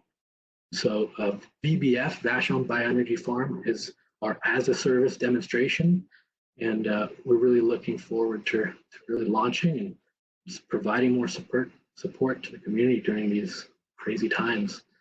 And, I think that's all I had. Thanks a lot. Yeah, that's awesome. The technology, yeah, seems like there's a weird echo going on. But I'm from Ohio, and I guess issues we face because of all the agricultural activity and depletion of the soils is over application of fertilizers, leading to eutrophication and algal blooms. And I see one of the huge benefits of using, kind of the PBF, the compost approach to additive nutrients, right, is it's more sequestered. It's not being sprayed on, it's not being sprinkled on, it's held up. Have you do you communicate those benefits to the farmers, or is that something they're kind of aware of the runoff and effects? They are. Sorry, I'm trying to figure out how to stop sharing my screen here. Yeah, but we've been, in terms of Vashon, it's amazing because in King County, I think more than half of the shoreline is on Vashon. So, preventing eutrophication and keeping those resources in where they belong, in the food system really resonates with them, especially because they're importing all of their supplies. So, yeah, they're super educated and they're super excited about showing, demonstrating how we can avoid those externalities, internalize it all, really. Awesome. Well, thank you. Again, we're going to save some of the questions to the end of Quinn's. I know we've gone a little over, but like I said, trash talk has no bounds here. So I want to introduce Quinn. I pass the ball to you. Quinn is with Recology, Government Relations Manager at Recology King County, because Recology is nationwide, correct? No, but that's okay. I'll speak to that in a minute here. We're West Coast. Gotcha, West Coast. And she works with the cities to develop and implement awesome recycling programs. Currently reading Little Blue Truck for the millionth time, dear toddler. That's great. I got to read that one. I don't know if it's up to my level of capability. I mean, I have to have Sarah read that. Highly recommend. Well, take it away. Great. Thank you, Robert, and thank you, Srirup and Becca and Jeff for teeing this up so nicely. I feel like the big takeaway here is how fortunate are all of us who live here in the Puget Sound region to have the infrastructure we have to manage our materials so well. So all right, here we go. Can you guys see that? Is that appearing? Yeah. Awesome, sweet. Okay. So yes, I am Quinn Apuzzo, Government and Community Relations Manager with Recology. I'm thrilled to be part of this panel and bringing up in the wrap-up position. So I'm going to move through this pretty quickly, but happy to answer any questions at the end or offline.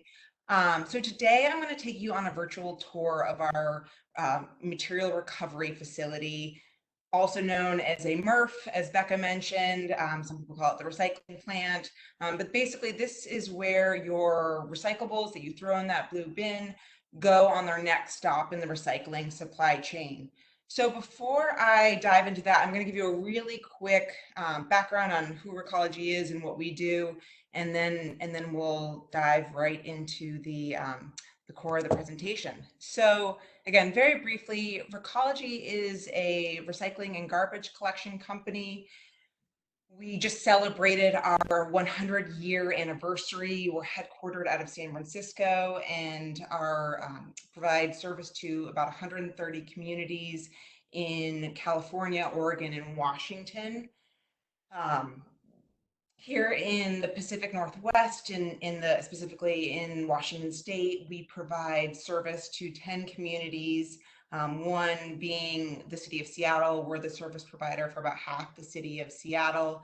And as Becca mentioned, the recycling facility, the MRF, that we operate here, is not where most of Seattle's recyclables go, but the processes that I'm going to be speaking about are fairly similar to other facilities operating in this region. So happy to answer questions on that as we go along or at the end. Again, we're a West Coast based collection company. One kind of key, or I guess two key differentiators that I want to call out are, one, we're 100% employee owned, which is a really important thing about the way we operate. The second is that although we're, kind of your traditional garbage and recycling collection company, we're different in one key way as it relates to infrastructure. Most traditional garbage collection companies are heavily invested in landfill infrastructure, right? That's kind of the traditional model. Recology has really flipped that on its head, and we heavily invest in our post-collection infrastructure in recycling facilities, in MRFs, and organic processing facilities. That's where we see the future of how we're managing our waste, and that's where we've made our investments. So again, I'm going to cruise through this really quickly, but one of the key things I like to talk about, especially when we're talking about infrastructure and recycling, is one of the benefits of recycling is it helps us extend the life of our existing landfill infrastructure. Here in King County and really in the Pacific Northwest, we're running out of existing landfill infrastructure. As Becca mentioned, currently the city of Seattle sends all of the garbage that's generated here to a landfill in Oregon. The rest of the waste that Recology collects here in King County goes to the one remaining open landfill that's scheduled to close in about 30 years. And in fact, that landfill was scheduled to close much earlier than that, but we've been able to extend the life of the landfill by recycling and composting and putting materials to better and higher uses. So when we're talking about recycling, I think that's a really important thing to keep in mind. Yes, there's other environmental benefits, but infrastructure, extending infrastructure life is definitely one of them. So quick reminder before we head over to the virtual material recovery facility, for those of you who may be joining not from this area, what goes in your recycling bin? What are the materials that we're actually talking about today at this facility, or that this facility handles? So 5 key material types. We've got cardboard, paper, plastic, glass, and metal. Again, all of those get tossed in your blue bin, picked up by our trucks or another hauler's trucks, and brought to some sort of facility. Now, material recovery facilities, MRFs, again, the acronyms in our industry are amazing, are one stop in the recycling supply chain. And again, this may be a refresher for many of you, but I think it's really important to remind us as industry and infrastructure professionals, but also the general public. Recycling is a supply chain. It's not a kind of you throw it in the bin and boom, it gets turned into a fleece or whatever. It's a lengthy supply chain that involves transportation, involves manufacturing. So I like this graphic because, we all do laundry, hopefully, some of us on some days. In my household, maybe, occasionally these days. But, we buy our Tide bottle from the store. We use it, it goes in our blue bin, it goes to a material recovery facility where it gets sorted into its constituent material category. That in a minute. But from the first stop, from the material recovery facility, it then goes somewhere else, and sometimes multiple places before it's actually turned into a new product. So in the example we're using here, where we're looking at plastic, it goes from our facility typically to a plastics recycler, where it's either further sorted or it's cleaned again and flaked, and then pelletized. Those plastic pellets you can see there are actually what's used by the manufacturer who's going to produce that next Tide bottle or whatever it's being turned into. So we're part of a lengthy supply chain, and anything we can do to maintain or protect the integrity and the quality of these materials, which are really just resources when we think about it, right? Anything we can do to make sure we're recycling the right way, that we're putting the right thing in our blue bin, will help ensure that that Tide bottle gets turned into something new and valuable and is returned to commerce. Okay, so before I take us on our virtual tour, and you're going to have to bear with me a little bit. This is a new platform or a new way to tour our facility. Normally we invite groups to come and visit us in person, but obviously that's not possible right now. I wanted to share some facts and information about this facility, this piece of infrastructure. So at its most basic level, a material recovery facility sole purpose is to sort out recyclable materials, commingled recyclable materials, back into their constituent material categories. So example of that is your milk jugs are sorted and separated back into a category of HDPE plastic, again, so that they can be recycled into something new. At these facilities, we use a combination of technology and human labor. And that's another really, really important point I hope that will resonate with folks. We have about 35 to 40 people, humans, who are assisting and doing quality control throughout the sorting process. A lot of people think, it doesn't matter what I throw into my blue bin because they have a magic button or machines that solve for that. And to some extent, there's some amazing technology at play here. But there's also humans. Our community members are working in these facilities. Again, so it's really important for us to just be recycling the stuff that's actually recyclable. This facility that I'll be talking about today represents the most recent infrastructure investment in recycling infrastructure in King County. It was built in 2012, actually in the old liquor control building. When that policies around how we do liquor in Washington State changed, that real estate came up became available. And I like to say, the wine bottles started there and they came back there, which is true in some degree. But so we have about 90,000 square feet there. The material that this facility receives represents roughly 10% of the recyclables collected in King County. As I mentioned, we're one of a couple of different material recovery facilities in this region, but the process is somewhat similar from facility to facility. We process roughly 300 tons of commingled recyclable material a day. This facility was built to accommodate about 100,000 tons of material a year, so we're not at capacity. We currently are only operating one shift, but have the ability to add a second shift should the demand require that. And again, I think I already mentioned this, but we have about 30 to 40 people who are working at various points throughout the system. So, and I guess the last thing I want to say about that is that recycling is a jobs creator. When we're thinking about infrastructure, we're thinking about community development. Recycling creates 10 times more jobs than landfilling the equivalent amount of material. So there's that added benefit to putting our waste to a better and higher use. So I'm going to cross my fingers here and hope that sorry, not time for questions yet, but I hope that I'm going to switch over to a different platform and hope that that works. Can you guys see this nice little icon map? Robert, Srirup, can you see? See some gray. Yeah, I don't see icons. it'll probably come up. Sometimes it takes a sec if you switch to a new thing. Okay. All right. Well, I'm gonna let's see here. Can you guys see that? Not yet. No. No. Let's see here. I see your cursor. There's your presentation. It is just like that.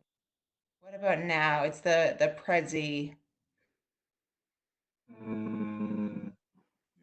That's on a browser, right? Yeah, it worked earlier today, right? It did. Yeah, it worked great earlier. Oh, it might be sharing just one of your windows right now. Here we go. Let's try.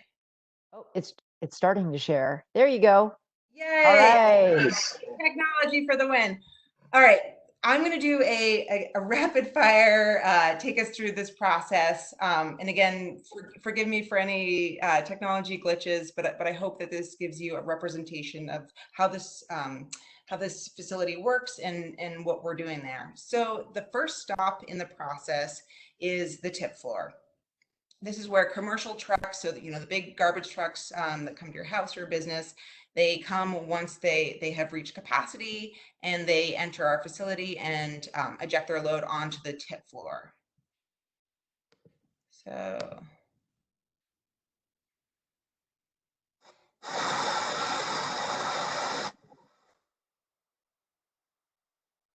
Could you guys see that? Yay, okay. All right, awesome. So again, you can see a huge pile of material that's constantly being processed and growing throughout the day. That is the bulk of the work that we are doing at this facility. Really, after the material gets dropped off at the tip floor, the next stage is the metering bin. And the way that this piece of equipment works is it basically declumps and decompacts the material that's come off the trucks. And I liken this to the red light, green light system on the freeway on-ramp. The goal of the metering bin is to send the material at a nice, even, consistent pace on the conveyor belt to enter the machine. This allows us to effectively process it.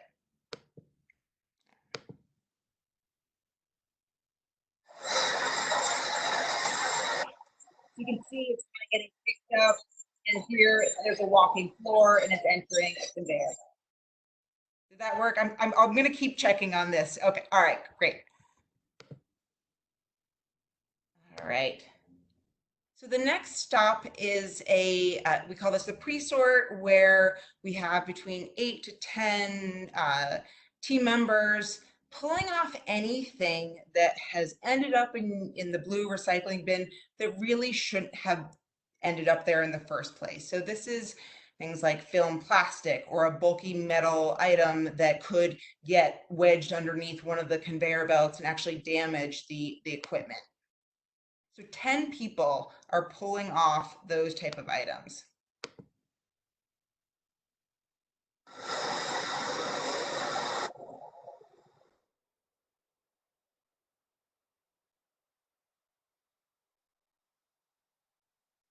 Okay.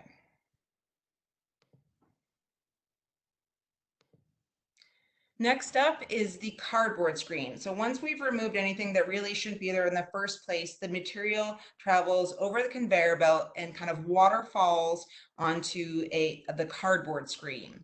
And what happens here is there's a series of rotating discs that separate out the two-dimensional material from the three-dimensional material. So things like cardboard and paper will travel up and over, and things like jugs and bottles, other three-dimensional items, will drop through the shafts that you'll see moving here down into a separate conveyor belt.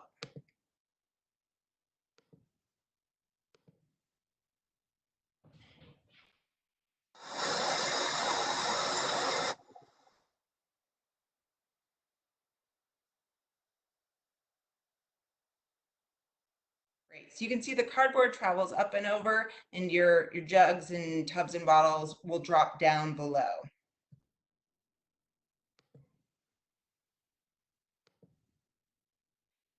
The next stop is what's called a NIHOT glass sorter. And this piece of machinery is where we separate out the glass.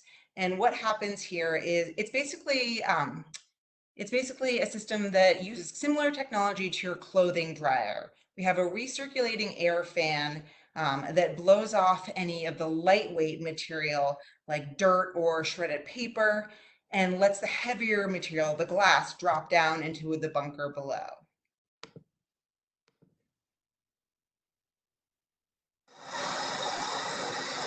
You can't really see the system in process, but here's the glass going up and over, and then it gets circulated here and drops down into that bunker. And this is the residual material coming off the end of the machine.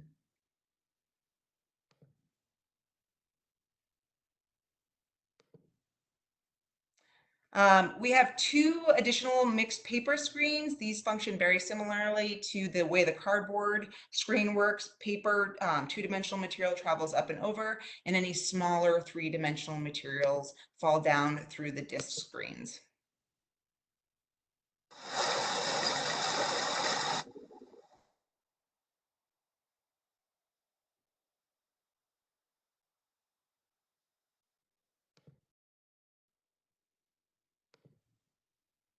The next stop is a quality control, is a hand sort process. So here is where we have staff that is pulling off HDPE plastic.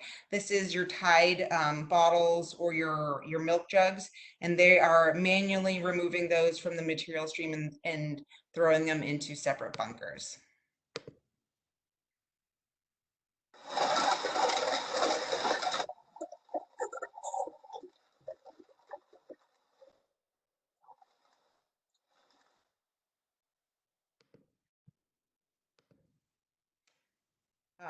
For our ferrous metals, we have a magnet that when we have kids come and visit this facility, this is one of their favorite things. It's basically a huge magnet on a rotating drum above the sort line that attracts any ferrous metals and flings them into a bunker opposite this, or I should say adjacent to the sort line. You see them here.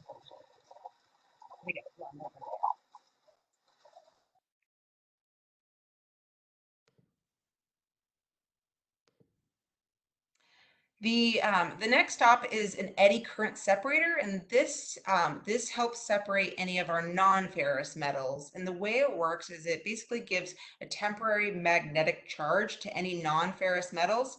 Down below the conveyor belt here is another magnet that, you know, when you take two magnets at their opposite ends, they repel one another. The same principle applies here. So the aluminum cans and temporarily magnetically charged aluminum will be repelled up and over the magnet into a separate conveyor.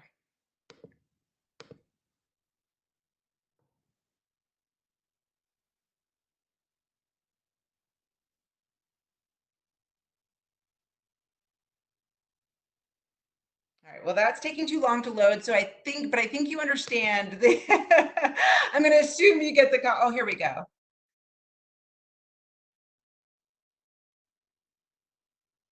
Maybe not. All right, we're cruising right along here. Or I should say, we're getting towards the end of the process here. So at the tail end of our facility, we have two optical sorters. This type of equipment is used in a lot of different manufacturing and plant-like operations. And basically, the way it works at our facility. Oh, there we go. Sorry about that, guys. All right, here we go. We're back. So the way that the optical sorter works is there is a row of infrared cameras up above the conveyor belt that correspond to a row of air guns below. The first optical sorter is, the settings are currently set to sort for PET plastic. So this is your water bottle, your Gatorade bottles, things like that. And so when the infrared cameras sense that material moving across the conveyor belt, they communicate to the corresponding air jet, and the air jet releases a puff of air and basically shoots the water bottle.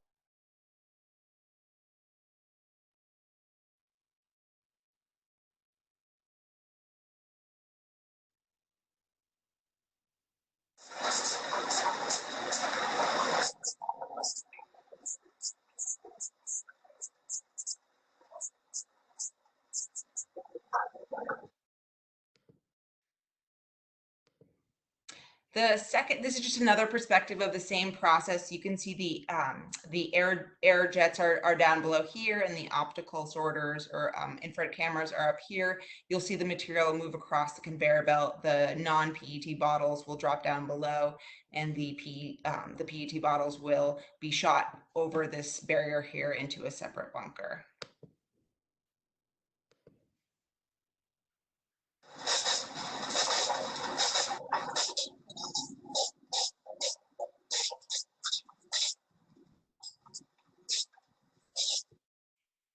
This type of equipment is really, really customizable. So depending on what end markets are looking for, we can change the settings to sort for whatever material type our end market is requiring. Right now, the second optical sorter sorts 3 through 7 plastics. So again, once all of the material has been sorted back into its constituent material category and the storage bunker reaches capacity, the material is channeled to a baler that creates these nice uniform cubes of material that are then loaded into trailers to be shipped to the various end markets that Becca talked about earlier. And there they are.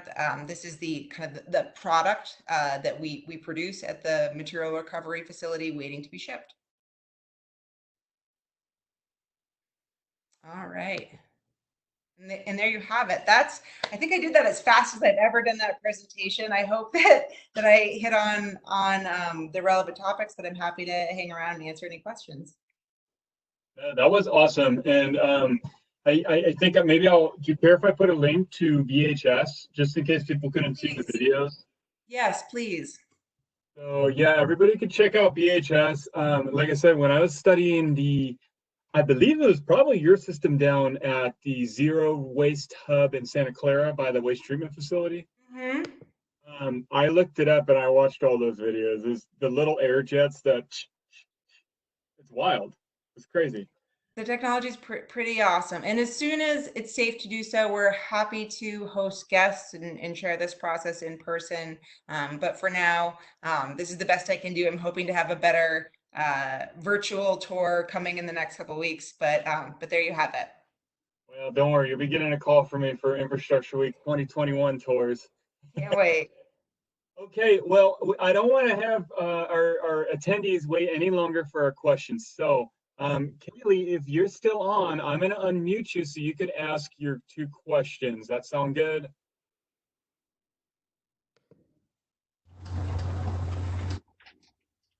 Kaylee, are you there? Hello? Yeah, we can hear Can you you. hear me? Oh, you can unmute me. I didn't realize you could do that. I have the power. Yeah, I guess something that's just kind of been weighing on my mind since I've been seeing so much increase in single-use plastics in response to the whole coronavirus. Have you noticed an increase in trash, or are you concerned a little bit about sustainability moving forward?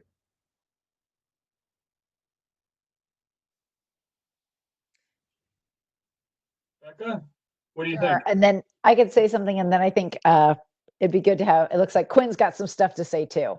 We definitely, I think with takeout and to go, we have seen an increase in that sector of some single-use stuff, and I think that that is just the time being. I don't think that it has gone up any more dramatically. If anything, we've anecdotally seen a little bit of a drop in that, just because people aren't out and about every day, going to work, going to school, traveling around, and eating out.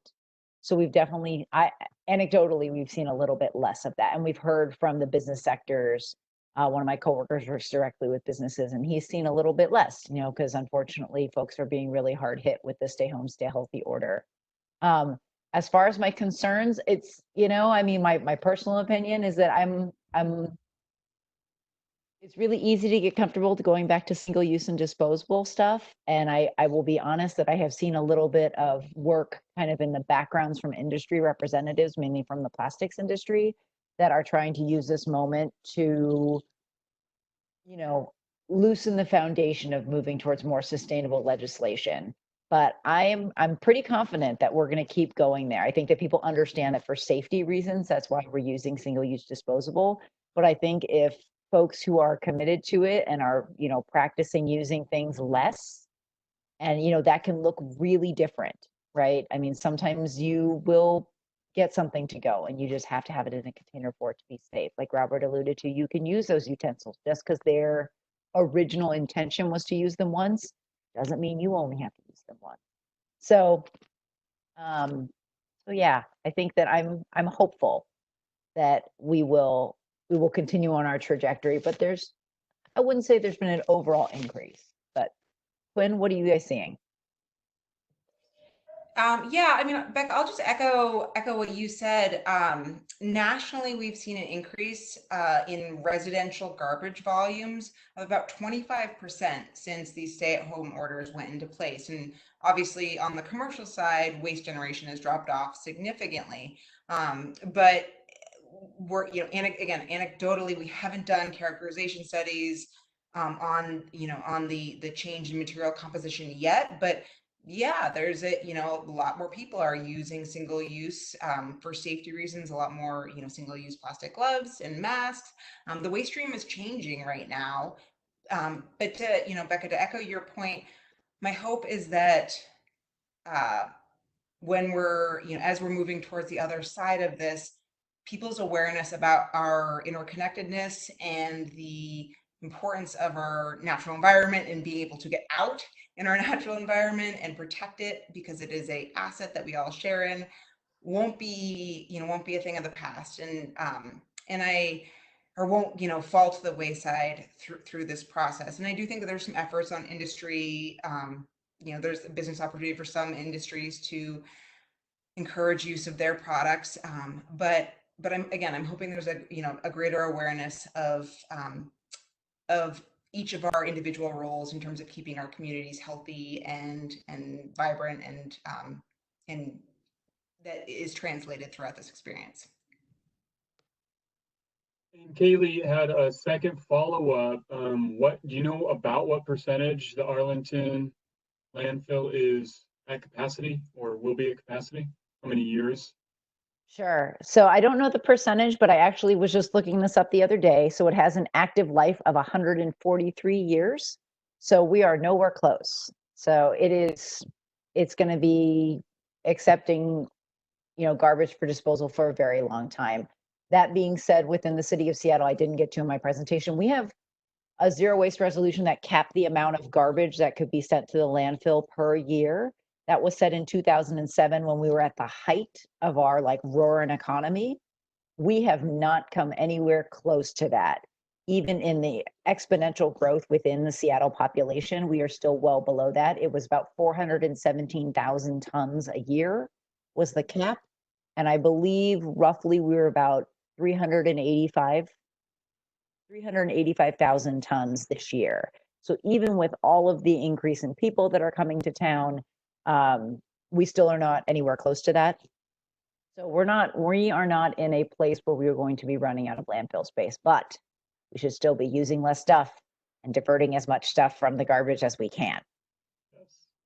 Aaron, I'll unmute you so you could ask your question, which is the best question right now. Everybody needs to know this one. Hi. Thanks for doing this, by the way. This has been awesome. My question is kind of in my office, I've noticed that, and not just in my office, across town, because recycling is very complicated. Basically, are there worst offender items that you guys keep seeing in the recycling stream, or really in any of the streams? But I'd imagine that recycling is sort of where you see the majority of these issues. And what are these items? And I'm just really curious about it. And what are these items, and why do you think it is that people continue to put these in recycling? And is there a way that we can sort of educate our friends and family about this and get them to recycle properly? Aaron. Quinn and I both pointed. We just pointed at each other. Quinn, because you just talked about the MRF, I think you should talk about the worst things that you guys see from your end, and then I can talk about some other stuff in the cart. But Quinn and I could talk about this for hours. Hours. And we do. This is what we do, you guys. So I will I guess I'll focus on three things right now that we see at the MRF that are huge. Three. That are hugely problematic. One, liquid. When you have a soda bottle and it's a quarter of the way full, liquid is the enemy number one. It's what happens is it saturates all of the fiber, all of the paper, and it starts to mold and degrade that material. So it's hugely problematic for us. Number two is food. Similar issue. It gets into everything. The people who are buying, again, think about this as a manufacturing process. Someone's buying these bales of cardboard or plastics, and they want to turn it into something new. And when it's covered with moldy food, it decreases the value of that material in the manufacturing process. So that's hugely problematic. And I think, with more people buying those single-use plastic clamshells, and where it's easy to just kind of toss the whole thing with your leftovers into your recycling bin, it unfortunately kind of contributes to that behavior. So that's number two. And then just because we're living in a COVID world right now where plastic gloves and masks and anything that could be perceived, even if it's not as a hazardous material, sharps, but those plastic gloves, anything that has the appearance of potentially being medically contaminated, is a non-starter with end market. So we want to make sure we're bagging up those materials, we're putting them in our garbage, they're not going into our recycling. Again, you saw it here, there's 40 people who come into contact with the materials that you put in your recycling bin, and it's it's my job, my company's job, to keep those folks safe. So if there's 3 things I could ask you to avoid putting in your blue bin today, that would be what it is. Well, Quinn, those first 2 are bread and butter, basically. So maybe we can.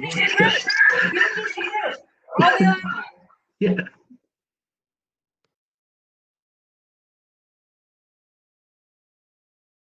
I think that, that's a totally good point, is that a lot of this stuff, it has to just be sorted into the right category, right? Is like food and liquids and medical waste have no use in the recycle bin. They should be going to, to produce bioenergy, right? Like they should be going to anaerobic digestion.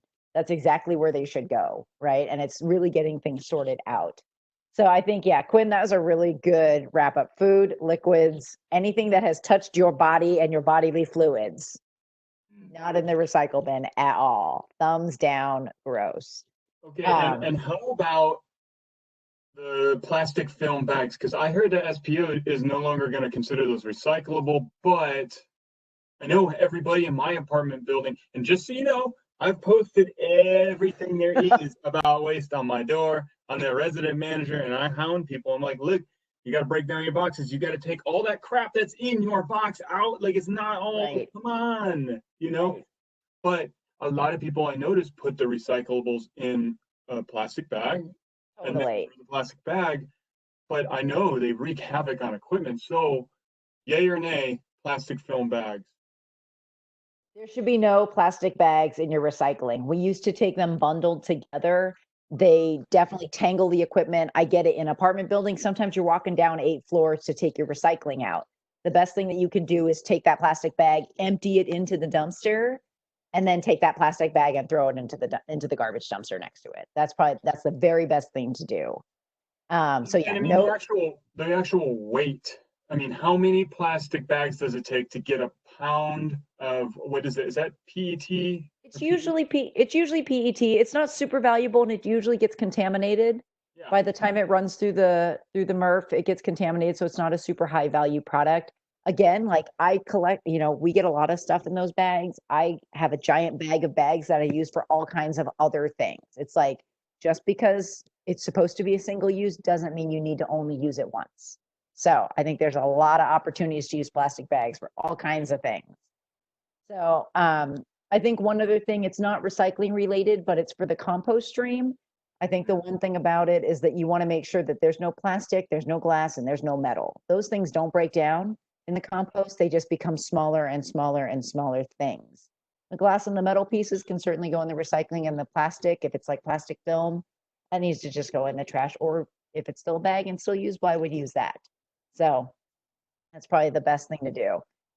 I feel those. Yeah, it is hard. Quinn and I work a lot. I mean, this is our job, right? Is to really help people figure out how to keep things easy. And I think, it's no food, no liquids, nothing that's touched your body. Things need to be empty, clean, and dry before they go into your recycle bin. Like she said, it's a supply chain. It's not a trash can. It's not an end point, right? So you want things to be in as good of shape as possible to actually be reused into something else. Okay. This one came up a while back, and I think I gave an unofficial answer to who asked it, but I thought it was important because Seattle's crazy for dogs.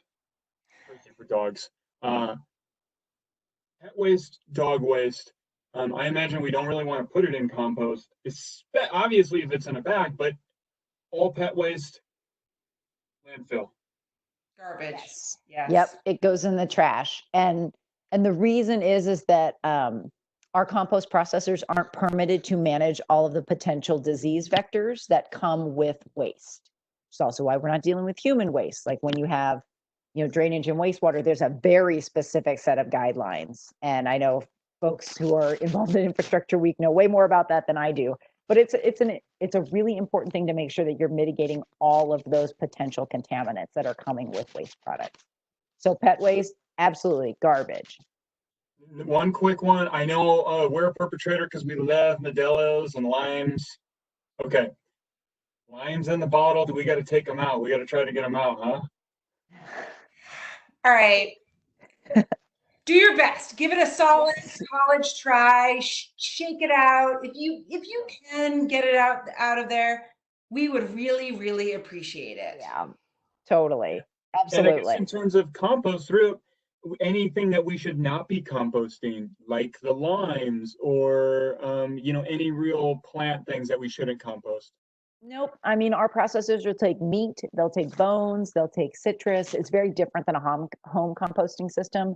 These are huge industrial scale processes. I mean, that heat is just going to, take all that organic matter and break it all down.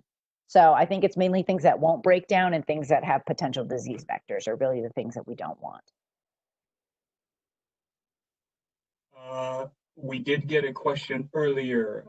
I heard that the glass recycler was facing some sort of hurdle in continuing at the soda site due to zoning or something permitting. Is that an issue?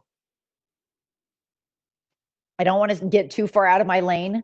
So it's about permitting for, I believe, air quality. So they've been there for a long time, and King County really manages their permits. Gotcha. We got those two. Oh, this was a really good one that came up yesterday, and I didn't want to save it to today. And I think we did touch on it, but we're coming out with more and more complicated products that, like, well, fortunately, we could sell our cell phones back. But like, we've got an Instapot. Everybody loves this Instapot craze. It drives me nuts. I don't even want to try it because I'm like, I don't need another kitchen. I'm sure it's great. But with the world of things and all of this crap that we're getting by, deal of the day, let's get it. We want it. Well, how are we going to deal with the non-degradable waste that's complex, that doesn't go into that remanufacturing from a collection standpoint? Do you want me to start with this one and then? Yeah, go for it, Quinn. I'll pick it up. Back me up or disagree, as the case may be. So one takeaway I hope you got from looking at the material recovery facility is that one of the keys to being able to recycle anything is to be able to collect it and aggregate it and transport it to an end market that can do something with it. I think that SPU is doing some great work with their recycling and recovery spaces at their transfer stations. At the North Transfer Station, they have a spot where you can drop off bikes and a number of other kind of household hard to recycle items that can't go in your blue bin but can be recycled if they are brought to the right place that has a supply chain set up to be able to handle and transport and process those materials. So I know, again, Becca, I'll pass it over to you, but I as a recycler that does a lot of the collection side of it, again, we're really fortunate to be living in the Pacific Northwest on the West Coast, where municipalities have invested in these recycling systems, because recycling isn't cheap, that can support trying to recycle all of these new products. But the one, I guess, ending or last thing I'll say on that is, if you have a product and you're like, man, I really wish I could recycle this, feel free to write to the manufacturer, feel free to write to your legislators to ask for that type of end of life policy. I think that's a really, really important thing. We are all, we all vote with our dollars. Absolutely. Exactly. No, I totally agree with you, Quinn. And I agree. It's a system of extended producer responsibility, and EPR is something that you guys may hear. And that absolutely, if you got something, you should write to the manufacturer, you should write to your legislature and say, hey, if I'm going to manufacture if I'm going to manufacture Instapots and sell them in the United States, I should be responsible for what happens to those at the end of life. I think two things I wanted to add, and Recology does a really good job of this, is that there's kind of two different ways to think about recycling. There's commingled recycling, which is what we collect at the curb in the cart, which is what goes through the MRF that Quinn talked about. And then Quinn and I talk about this a lot. There's a whole concept about beyond the cart. Lots of things are recyclable, not necessarily mixed into your cart to be sent to the MRF to be separated, but they can be recycled if you send them to the right place. So things like computers can be recycled. There's a whole system within Washington State. If you look up ecyclewashington.org, there's a whole list of vendors that will take that material, break it down, separate the valuable pieces, and ship them out for recycling. So there's lots of ways to do it. You know, things like an Instapot that's got circuit boards and plastic and metal and all those different things, they can be recycled. And, you know, within the city of Seattle, we partner with Recology to do different service pickups for those specialty items. They don't go in your cart, but you can sign up for an extra service where we'll pick those up and then distribute them out to recyclers. So in the cart, beyond the cart. It has to be, you know, a supply chain like Quinn was talking about, but it also has to be separated and get to the right place. Awesome. Well, I think I want to definitely be conscious of y'all's time. It's we've gone almost 2.5 hours of talking trash. This is crazy. I can't believe they're allowing us on the air. Srirup, do you have any last comments to add? Anything that we can do to, you know, help grow the waste to energy mindset? I would just say that, you know, as we've been discussing, all this waste is just resource out of place. So as long as we can connect the dots and put it in the right place, you know, it's a value add manufacturing process for our own economies, circular economies. I agree. Well, with that, I bid adieu. Let me throw, this is, come on, screen 3. Oh, if you've never been to Maryhill Stonehenge, check it out. It's in our neck of the woods along the Columbia. Beautiful scenery, really cool recreation. I want to thank you guys again for being here and taking your time. It's been awesome. We're going to be throwing up this Q&A on a blog along with the recording.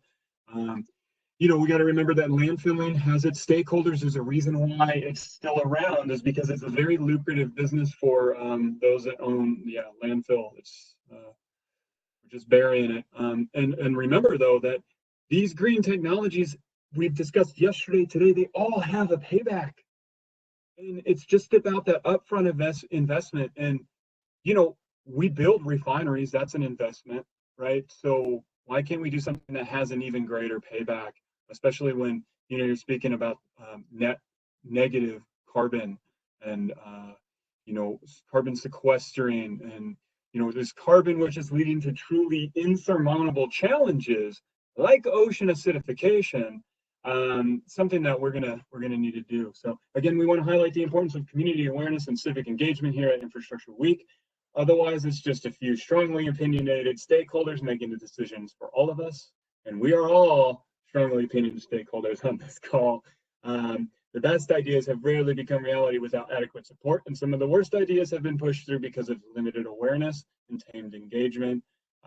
Tomorrow, we are talking water with SPU, King County, SLR Consultants, Salmon Safe. It's going to be a really cool discussion. I can't wait for that.